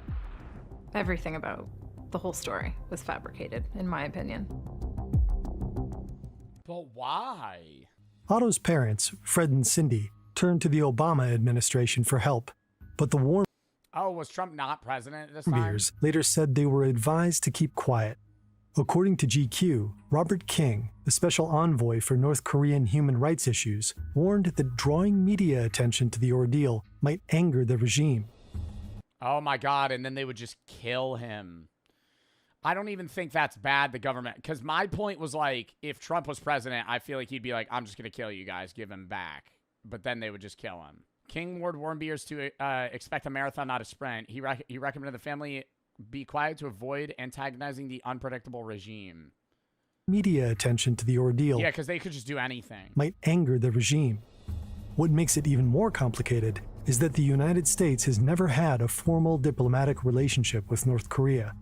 There is no U.S. embassy in Pyongyang. Yeah, so how are they even going to communicate? The Swedish ambassador serves as the liaison for Americans, but the Swedes' calls and emails are met with silence. The days turn to weeks, turn to months. Efforts at back-channel diplomacy are stymied.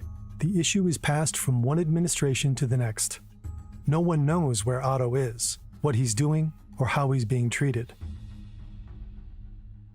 Then, in early June 2017, some 17 months after his detention, the news finally arrives. And take their blindfolds off.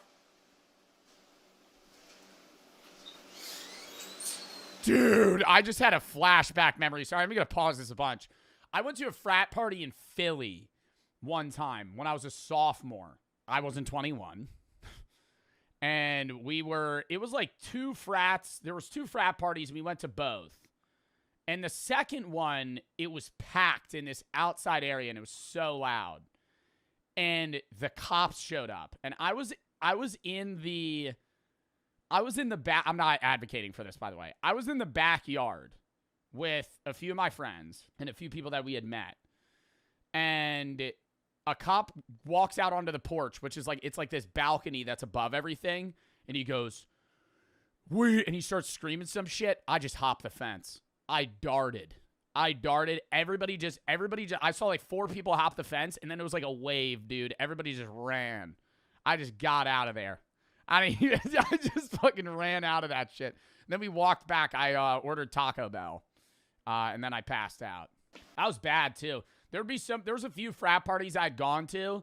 The last frat party I went to was my junior year. I didn't go to any my senior year. I went to a frat party my junior year, and this guy recognized me, and he was on like 3 different drugs at once. And he was like handing me these open drinks, and I just took them. And in hindsight, I was like, wow, that was like so stupid. Because he could have put anything in there. Anybody could have put anything in there. It was like an open beer that they would be like, "Dude, Joe Bart, here's a beer." And I'd be like, "Oh, thanks, man." Fucking just drink that shit. They could have just drugged me. Never got drugged at a frat party, though. But then I did get drugged at Barstool in Philly. So. Commands to clear the room and get out of here. Fuck that place. Never go there. But no one's moving. Apparently they're taking us pretty serious. Yeah, I guess. You in charge? You said. Still haven't found out who's in charge? Might want to ask our house dad. Where's he Oh at? my God. Is that it? Dude, he can't even fucking speak. Might want to ask our house dad. Where's he at? Summit. Working at Summit. House dad? Summit, that's cool. So, you have obviously, someone else coming here? yeah, lieutenant's coming. Okay, cool. Yeah. Definitely figure out why you wouldn't let me pass you initially. What's crazy is this cop's probably only like 3 years younger than this dude. Questionable. Yeah. I get it. I would probably be calling your house dad or whoever to get him here, since ultimately he's probably in charge, right? Unless someone else is in charge. I don't have his number, so. Yeah. You don't have your frat leader's number? Yeah. Do you guys know how the fire alarm got set off? Or is it just from? It's manual. Goes off. So it's this one the hallway here. How it got set off, I'm not sure. Yeah, like the cops can't just walk out. There's 40 naked guys in the basement. They're just supposed to be like, all right, well, there's no fire. I don't think it was down here. It's upstairs. I can tell you it was this one. It was Really? Yeah. How long are they supposed to stay? Late. You guys had to do this too. Sounds like you was smoking cigarettes. Sounds like you was just screaming. Like he was just losing your voice. Yeah. I don't know what this is. I mean, it's not like you guys didn't know there was 15, 20 people down in your basement. Come on. It's not that dumb. It's fine. I'm getting a little frustrated. Dude, it's like this weird, awkward silence because nobody knows what to do next. That no one's telling me who's in charge of what's going on. I mean, can we get the fucking half-naked guys that are covered in mud and piss with blindfolds on to walk out? Like, they're just standing there while everybody talks. I'd be like, hey, can we, like, go upstairs or outside?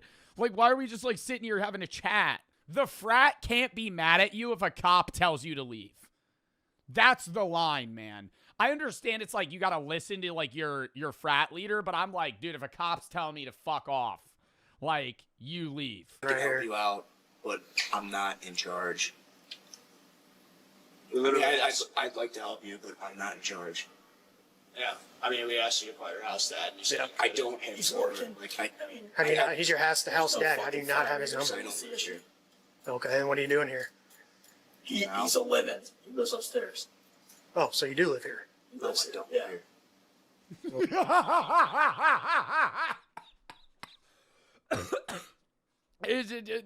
He lives here. No, I don't live here.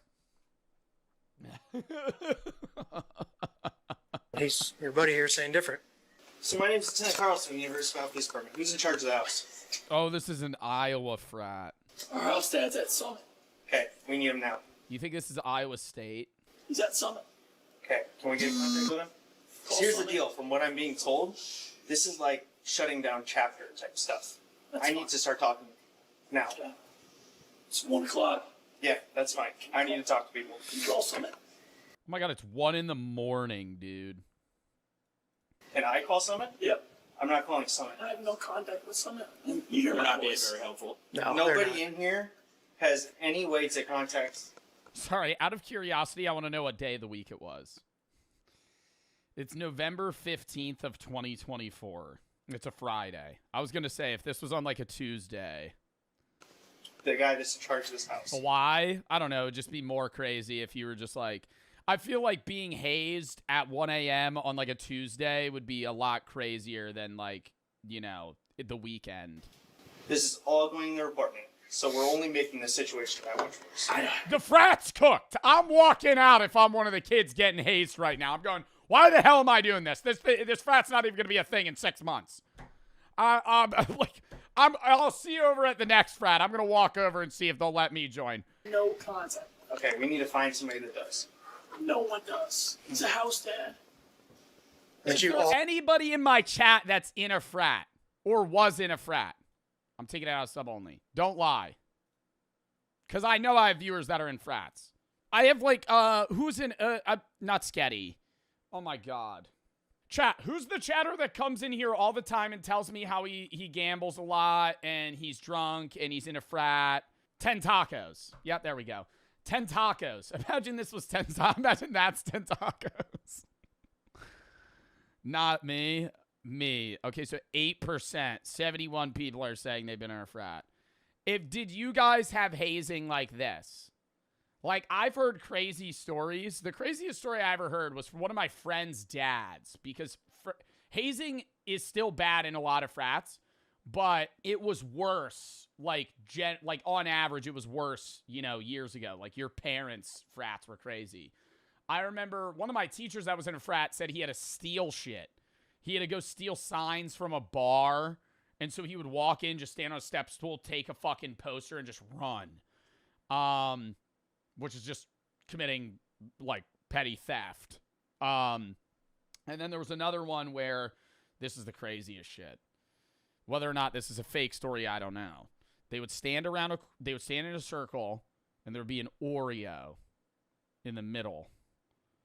And they would all have to, you know, choke the chicken. And whoever, you know, went last had to eat it. Soggy biscuit. That's a line. That's a hard line, right? Like, how good can the frat be that you're like, I'm willing to do this for, you know, it'd be crazy too. Imagine you're the guy that's just like, you're in the circle and everybody else is just, you know, ripping it and you're just standing there just staring. You're just like, Joe, you have to, man. You're like, no. I'll be the last. Aren't you all supposed to have contact with him? I feel like that, yeah, you assert dominance, you'll be like, I'll be the last one. I never see him. What's his name? Eric. Eric, you don't know? Take one for the team, they start crying. Dude, that'd be nuts. But that's just fucking crazy. I'm like, I understand there's a level, and we were just watching a video about how, like, people in a higher position of power than you telling you to do something, so many people just do it, especially if the people around them are doing it. But I'm like, this is hazing, but like, I get the kids going, yeah, I'll stand shirtless, covered in mud in a basement with a blindfold on, right?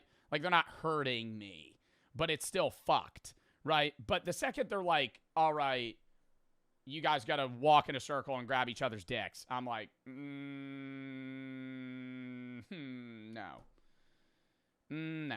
Sororities would do crazy shit too. I heard about one called Coke or Blow, or Blow or Blow. One was cocaine, the other one was something else.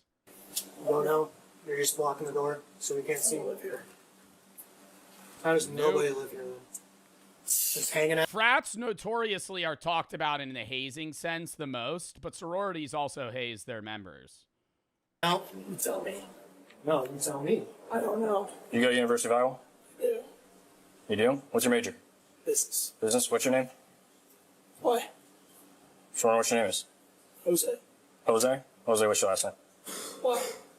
Just wondering who I'm talking to. I want to tell you that. I don't want to tell you that. Okay. How old are you?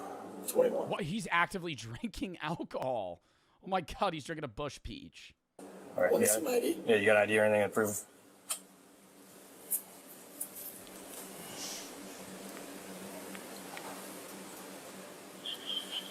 Oh my god, why is he vaping right now, brother? Just hand the ID.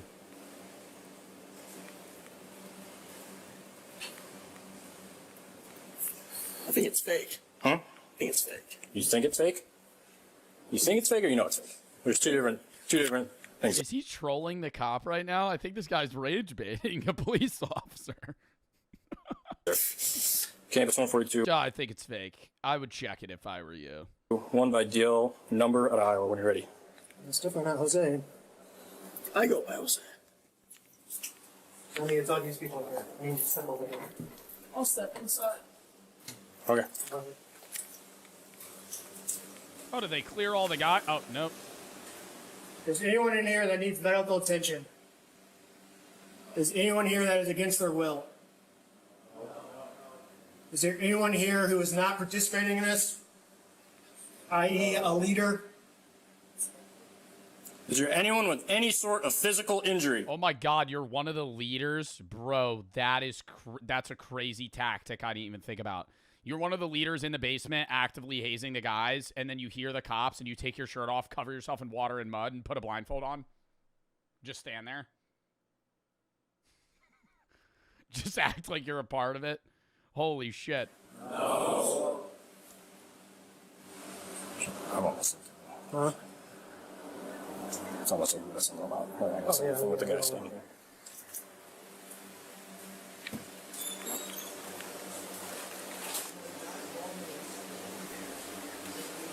What's all over you guys? It's just water. Just water? What's on that dude's tie? I'm not sure if some are. I swear to God, if I hear piss or cum, I'm going to freak out. Serena. Does it look like it's... Nope. You're going to stand right over there. Why? Because I'm telling it to. It's my house. It's your house. You're responsible for everything that happened today. So, okay. Check in right there. Get up again. You know what's nuts is this is where they hold the parties too. Not a guarantee at this frat house, but most frat houses hold parties in basements that are like this dirty. Get up against the wall. Come over here. I never had the only frat parties I had fun at were the ones in the spring that were outside, because those were chill. Because there was space. They would sometimes have like a really gross pool that was ice cold and muddy. And there would be, no one would swim in it, but there would be like 5 people that would be peer pressured into jumping into the pool. That was kind of okay. But the winter parties where they would throw them in the basement, I would be more hyped for the pregame, postgame than the actual frat party. You're going to do the same thing. You're going to stand with your buddy over here. Oh, they were like slapping him in the chest. Do you see that?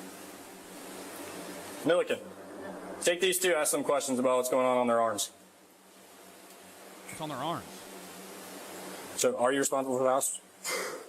No? Okay, who's the house dad? I just told you he works at f***ing Summit. We'll call him. Go there and What fucking was his Summit. name? Eric, I told you. Why are you asking me? Because it sounds like you're responsible for the house. No. Sounds like you have some idea of what's going on. No. You're not very forthcoming with everything. How about you ask the f***ing house dad? Who are you, 30 years That's who we're trying to get a hold of. Okay, go call him. Please. Stay right there. Stay here. You guys got IDs on you? Yes, sir. Let's take a look at them. Step back. I don't know you, dude. This is back private property. Can we? Is there no lights in the fucking house? What are we doing? What are we doing? Why are we walking around? Why are we? I just realized this. Why are we walking around with flashlights? Is the power out? What the fuck? Do they walk? Is the whole house just dark? Yeah, I can stay here. Yeah, but right now we're investigating something that's going on. Investigating what? There's nothing going on.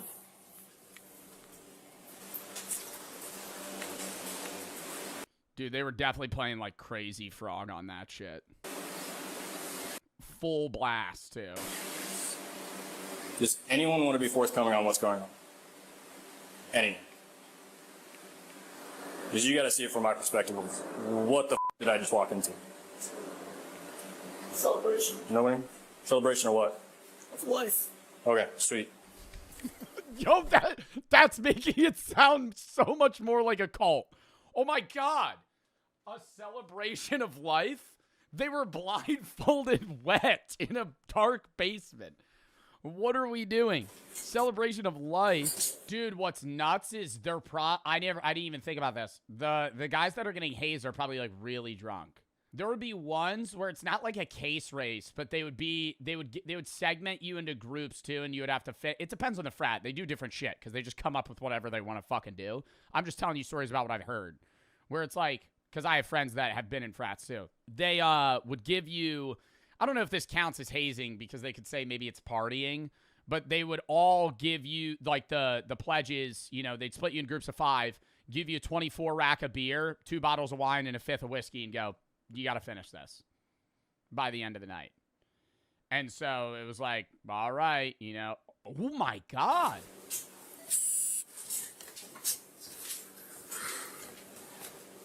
He has like bite marks on his arms. Okay, the reason I pulled you guys aside. We're here for public That's safety. 100% hazing? No, I know it's hazing, but I'm saying it's like, obviously hazing's illegal in 44 states. I'm saying what they count as hazing is like a weird gray area. Okay, at this point, what's on your arms? Oh.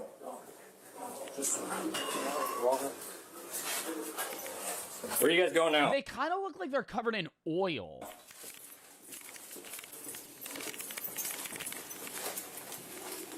$127. Can I get you back down here?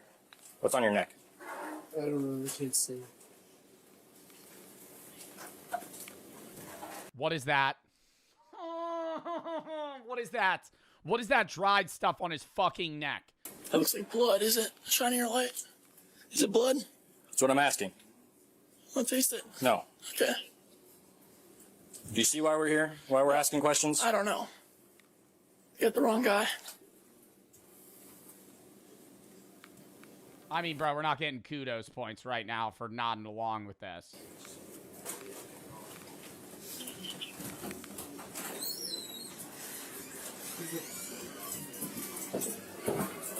I was gonna ask those guys questions, and then he told them all to start heading out. What's up? I was gonna ask those 2 guys questions, but then they all started falling out. They left. No, Oh, is he telling him to leave? I stopped them, but he was. Misunderstood. Did you pull these guys out? No, I went to go talk to those guys, and then they started coming out. Why do we come out? So I said that. I said they should come out. You said it? I did. So you're in charge. I know you said you're not in charge. You're not in charge. Okay. You president? Yes. Step aside.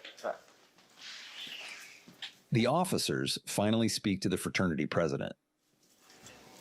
I'm going to tell you first and foremost, I'm a little frustrated, but we're going to get through it, okay? What's going on tonight? It's their lead up to initiation. Okay. Yeah. What's the deal with what are we doing in the basement? It's basically a ritual where they're blindfolded. Okay. And get messed with. Okay. So the entire time that we've been here, which has now been, I think, 15, 20 minutes, we have been demanding to speak to somebody in charge. Why would you want to be in a frat? I mean, from the perspective of somebody that's in a frat, and from talking to people that have been in frats and going to frat parties, I get there being some level of them being fucked with that they deem worth it.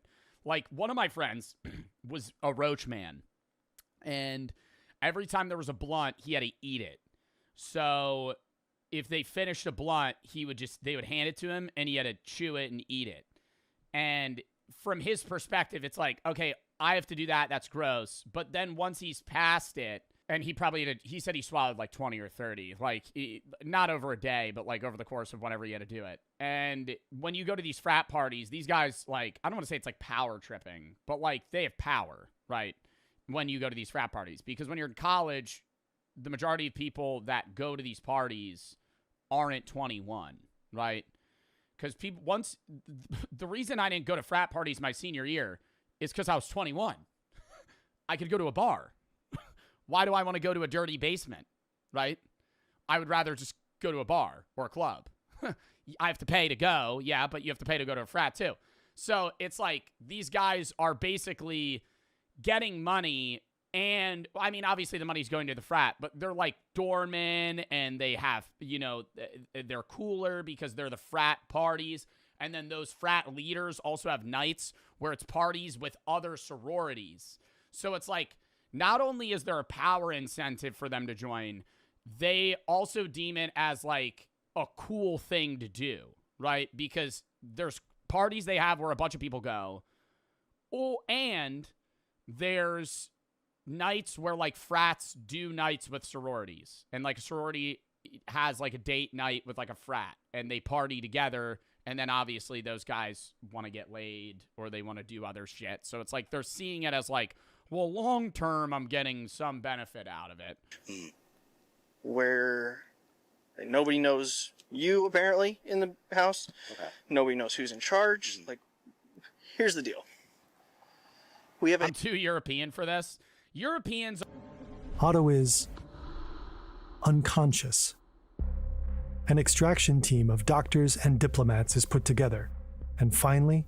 Let me start by saying that I'm glad Secretary of State Rex Tillerson and I, along with a very talented team, were able to get Otto Warmbier back with his parents. Fucking idiot, dude. Like, I mean, like, we got Otto Warmbier back. He's in a fucking coma.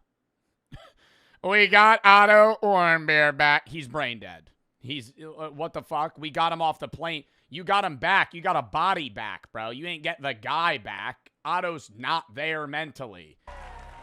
Otto Warmbier is returned to U.S. soil on June 13.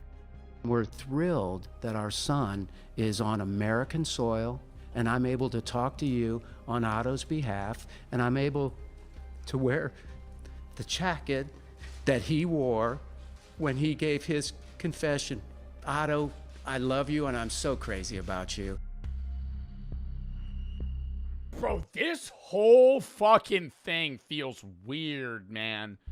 Like, even there, I feel like the dad would be, like, crashing out. Last night, being able to see Otto for the first time in, gosh, I bet it's 18 months, it was fantastic. Mad at Trump? I'm not mad at Trump. I'm just saying that speech where they were like, oh, we got Otto Warmbier back. Like, it's not a victory, bro. He's not, like, make sure he's alive and well. Like, that'd be like, we got this person back. He's in a vegetative state.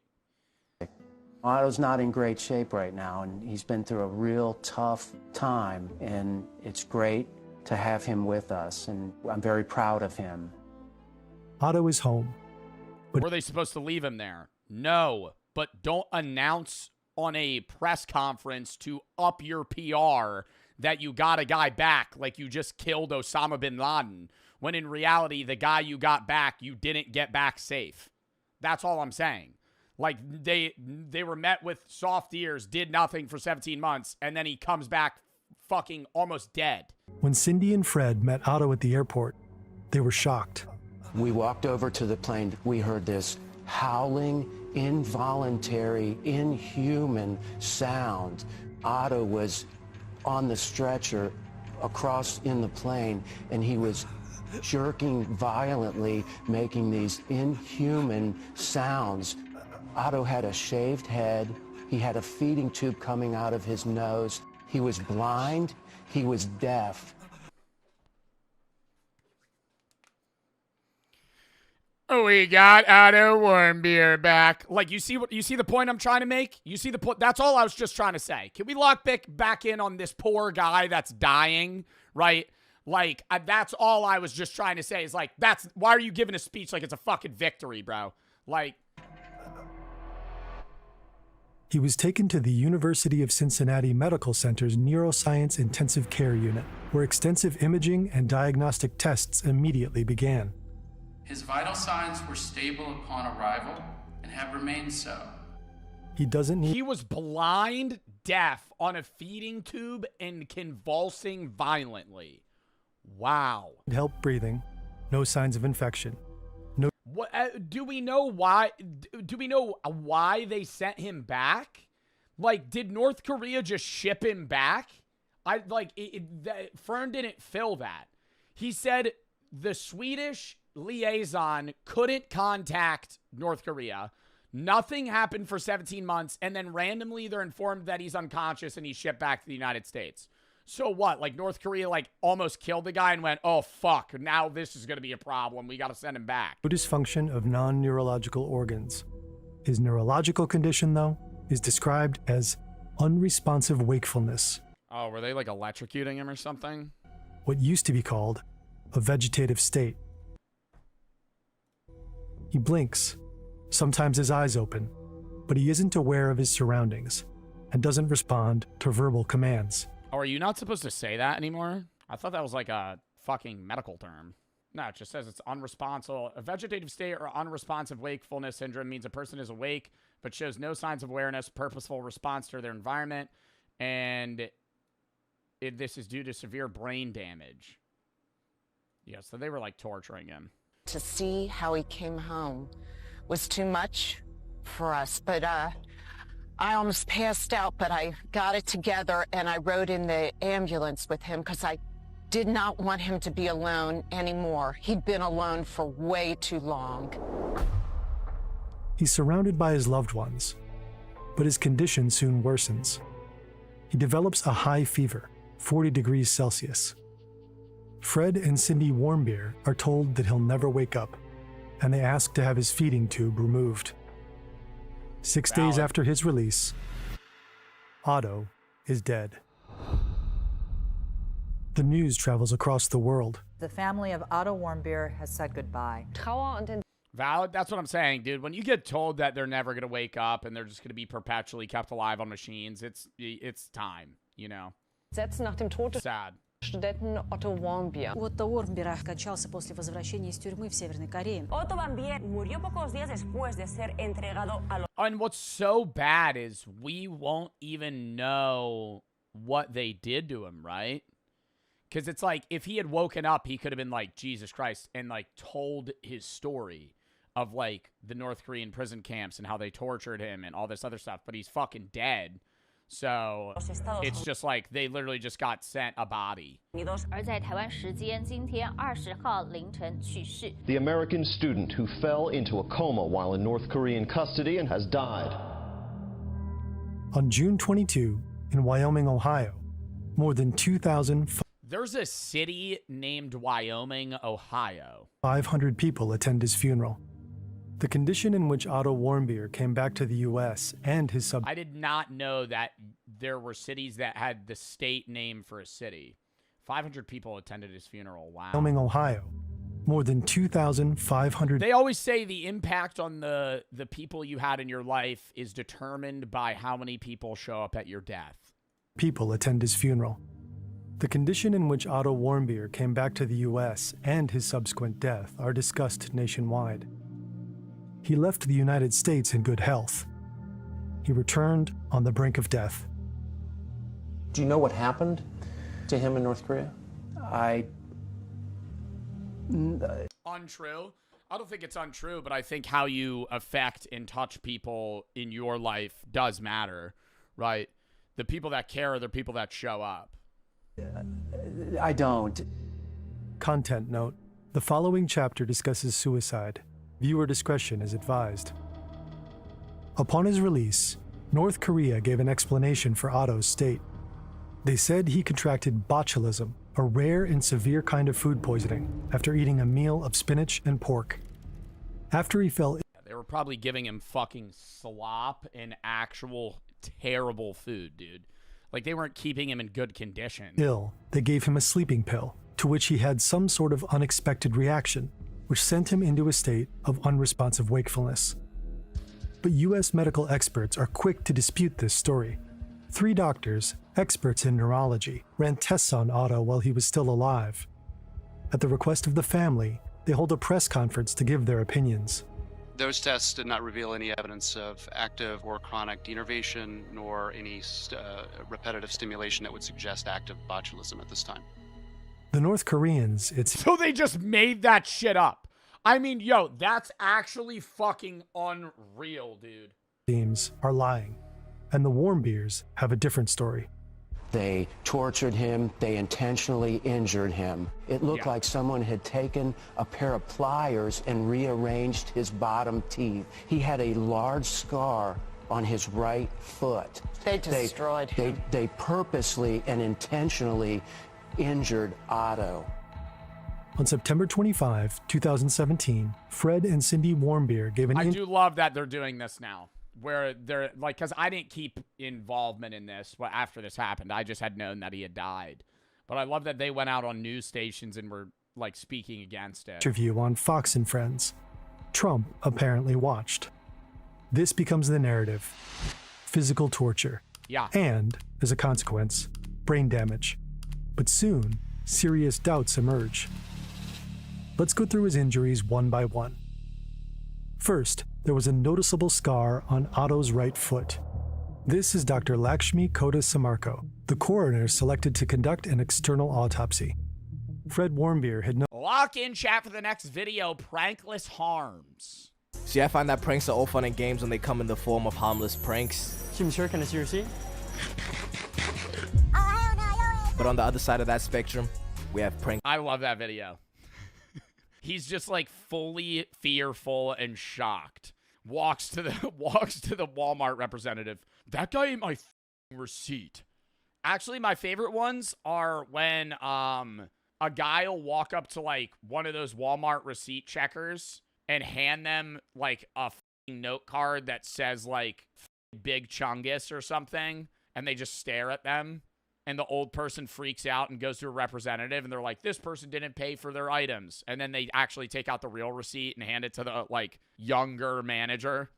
And then the manager's like, yeah, I don't know what you saw. And they make the old woman seem like crazy. Spectrum, we have prankless harms. Yeah, I'm not a fan of these. I also, yeah, well, this is fake. But I'm not a fan of I'm not a fan of, like, public harassment pranks, if that makes sense. When you go to Walmart and you, like, with an employee for 5 seconds, that's different from when you're outwardly, like, following a random person in public for 30 minutes to see how far you could egg them and rage them to the point where they, like, actually pull out a gun and shoot you. That's, like, another level of trying to make stupid content. Or like there's guys, bro, there's like up and coming not YouTubers. They make content on TikTok where they'll just go like punch homeless people. Do you see that? It was like on Twitter. It was like this one kid, he like went around and just like pushed over old people at a park. I'm like, dude, you're just assaulting people. This isn't a prank. Like you're actually just beating up old people. If you're unsure what this video I'm showing you right now is, this is the killing my best friend prank. I say prank. Well, that was like, what year was that, bro? That had to be like 2016 YouTube. But take a look at this dude. Now let's see what the supervillain that orchestrated this has to say. Let's see how he reacts to his best friend of 5 years being My name's Sam Pepper. Killed in front of him. I'ma say he took this one like a champ, really. Light work, no reaction. See, the problem with prank content is that it's stuck in this never-ending competition, you know, to do something new. It's not even do something new. It's bigger and better. Because like how many times, that's the issue of prank content, is you can't reformat it. Nothing can be changed in prank content to where it feels new unless you do something bigger. Like, you remember when prank content was as simple as like walking into a Walmart and football spiking a gallon of milk on the ground like you slept? I mean, it was harmless in the sense of like, now a worker has to clean this up, but it was a low level prank. Like you were fucking just dropping milk in a Walmart. But how many times can you do that and it still gets views? So then you have to keep scaling until it's like, I'm killing my best friend prank. To top the last prank that the people have seen. Now, don't mistake me for somebody that I am not. I have a love in my heart for prank content. It's damn near all I was watching as a kid. Right now I'm on my intellectual arc, so let me share some wisdom with you. People find pranks funny because they play on surprise and incongruity, breaking expectations in harmless ways that trigger laughter. Key word there, harmless. And also humans at our core, we're dead ass just evil, okay? We like to laugh at other people's misfortunes. And over time, pranks have done nothing but evolve, I think in mostly good ways. But even a lot of the pranks back then were kinda OD. You'll remember this guy with the pen. I think like cosplay pranks are also pretty funny and like harmless. Where like the guy that does the Labubu shit, Juicy Jacob, he'll go into a Walmart dressed as the Lorax and walk around. Or people like, if you do that, that's kind of chill. Because you're not fucking with people. So you? No, not me. It's not me. As I was saying, though, I think if you do that and you're like cosplaying as certain people, like Megamind, and you're just like walking around and fucking with people, it's like they could just ignore you if they don't like you versus you like directly walking up and targeting somebody and being like, hey, and then trying to fuck with them. Pansexual mother of 3 haircut. Yeah, this 2017 tall fishman having cut ass nigga. Bro, I remember I used to think that haircut was so hard, though. Bro, that was like the ideal haircut. Ass nigga. This is Prank Invasion. Yeah, he's best known for his, kissing What up, prank. invaders? Chris here. All right, so today we're here at Venice Beach, and we're gonna be kissing girls right in front of their boyfriends. Okay. Just one question for you, gang. That's not really a prank. that's not really a prank. I'm gonna go make out with guys' girlfriends. How is this a prank? I'm just struggling to see how, going up to a stranger and kissing them falls under that classification. Just sounds a little sus to me. I guess it was working for him because he was pulling hella views and he was just, rinsing and repeating this with just different versions. Who's the guy that got like really spiritual and kind of went insane? And he used to do like prank content, but it was effectively him just taking his shirt off and flexing. No, not Gideon. Gideon didn't go insane. Who's the guy that I'm talking about? He would flex. He would just walk out in public and be like, not Fuzi. Connor Murphy. Y'all remember Connor Murphy? Bro, he would literally just like walk around in public and just like take his shirt off. And that was the video.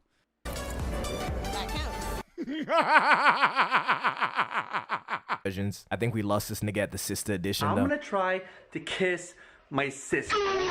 Anywho, I think at least most pranksters stopped faking their pranks after it became like a whole scandal. Personally, I didn't even find it deep, as long as I couldn't tell or it wasn't extremely obvious. Something that just never did it for me was all those channels that would prank their significant other like over and over again.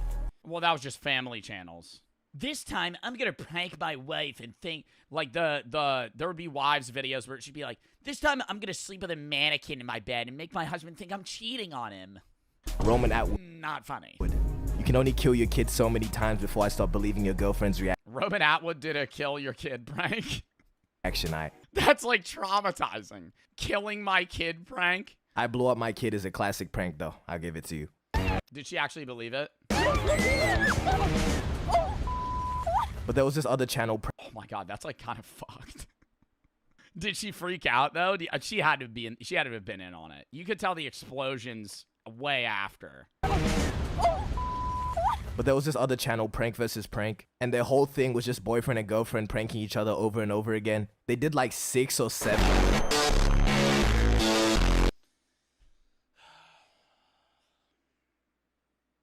They did like 6 or 7 cheating pranks. Bro, when you have a whole prank channel dedicated to you pranking each other, you're gonna live on edge like the whole time. So after the 3rd cheating prank, it's like, bro, your reaction is not going to be genuine. Well, yeah, like after a point, you're just going into every day assuming that your partner's going to prank you for the channel. But you have to lean into it, otherwise it's not content. So that's when you get those like really corny ass intros like, what's up, Ace? What's up, A-fam? We're going to be pranking my girlfriend today and making her think that I cut my own fucking foot off. Like these two deadass used to just terrorize each other. Like this prank where he laces her food with a ghost pepper.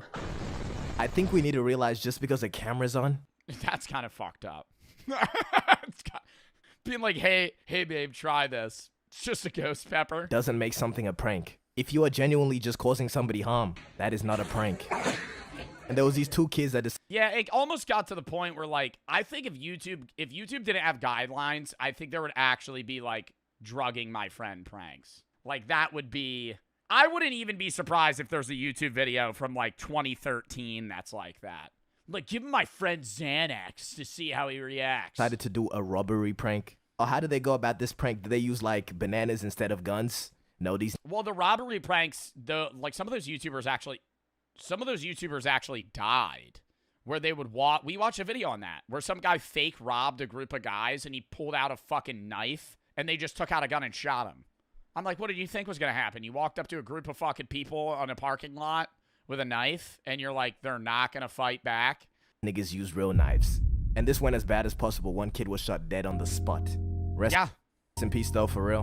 But broskito, you play stupid games, you win stupid prizes. But you know what prank I really mess with? The screaming prank. Bro, didn't some TikToker get arrested for that? Like, recently. Wasn't there a TikToker that got fucking arrested for, like, screaming in, like, a Walmart and blaming it on his friend? What's the crime there? This was revolutionary. This is what pranking needs. Because modern day pranking, right now, is just a whole lot of rage bait. Okay, I saw one where, I literally saw one today where he's checking out at a Walmart and he's like one by one handing the cashier the things he's buying, and it's like a cucumber, magnums, baby oil, chapstick, like one normal thing, a box of chicken nuggets. And then he would just keep handing him, and the guy's face is just going like wider and wider, and he's trying to keep his composure because he's like, there's no way this guy's buying this. Or straight up just confusing people. I really don't know because I don't really know. Because it's gonna be like a 4-foot drop because I have a really expensive home. I have a 14 Pro Max. And the screaming prank was just another one of these. Until we introduced the twisted yet genius prospect of the backup screamer. See what the original prank was? You just have somebody scream in a Walmart or something, and then you had to try and convince them that it was not you. It wasn't me. But the integration of the backup screamer. The integration of the backup screamer brought all the attention off you, especially if they sounded like you. I've seen backup screamers that don't scream the same, and it's not convincing because the people are going to remember the pitch, right? You need somebody that has a very similar voice to you. Somebody else take the fall. Genius. Simply just genius. Now, just before I mentioned rage bait pranks, now there's a thin line with this one between harmless prank and prankless harm. Rage bait pranks been around forever, like the calling black people neighbor prank. What's up, my neighbor? Or the farting in the hood prank. Or the staring at people in the hood prank. Pretty much anything in the hood. Black people. Bro, those pranks were fucking nuts. They would just be a guy that would walk up to somebody and be like, I'm like, you're asking to get beat the fuck up. Like, how much would somebody have to pay you to go in public and just stare at someone? Like, but not even from afar, like directly to their face. And when they say stuff, you don't respond. I would think that they would murder me. I'm not doing that for any amount of money. $10? For $10, bro, your ass is caving. Your ass is caving. You're not doing that. If I gave you $10, you're not walking up to a guy and going, you would maybe do it, and the second he goes, what are you doing, bro? You're walking away. You're going to be like, I'm sorry, man. Okay, so there's like a camera over there. I'm getting paid. You're going to be like, I'll give you half the money. You would immediately give up. A content farm for pranksters. And why I say there's a thin line, because, you know, we obviously have pranks like staring at people in the hood. Because obviously you're not causing anyone harm, but you know how they're going to react, you know? So when a petite white guy goes around... I think that's anywhere, though, bro. You stare at somebody like that, they'd be like, bro, what are you on? ...in the hood saying, my neighbor, with the hottest ER you've ever heard. Yeah, he's going to get some reactions out of people. But when you get to putting your cheeks all up in people's faces... even if it's a real fart or not, that's a reasonable crash out. Oh, and is this... Okay, but that is kind of funny, though, when you're in, like, a subway and somebody rips ass as a prank. Not like the fart spray. I've seen that video. Where he's in a subway and he's spraying fart spray on himself like it's cologne, and there's like somebody in the background just gagging. One guy on TikTok, right, that gets employees into the craziest positions and has them say some crazy shit. Come in. Are you in? Are you in? In my ass? I don't know how he'd be getting away with these. He just calls them brain teasers and people do them. Like, I know it's not part of your job to be in this position when a customer asks. Come in my butt. Come in my... You high-key did this to yourself. And also just being a public nuisance. Yeah, I don't understand. Like, some random guy walks up to you and you're like, yo, just get on... You gotta get on your knees and say... But spell run. Be like, what's the brain teaser here? Since I don't think that falls under the prankless harm category. Yoo-hoo, it's a...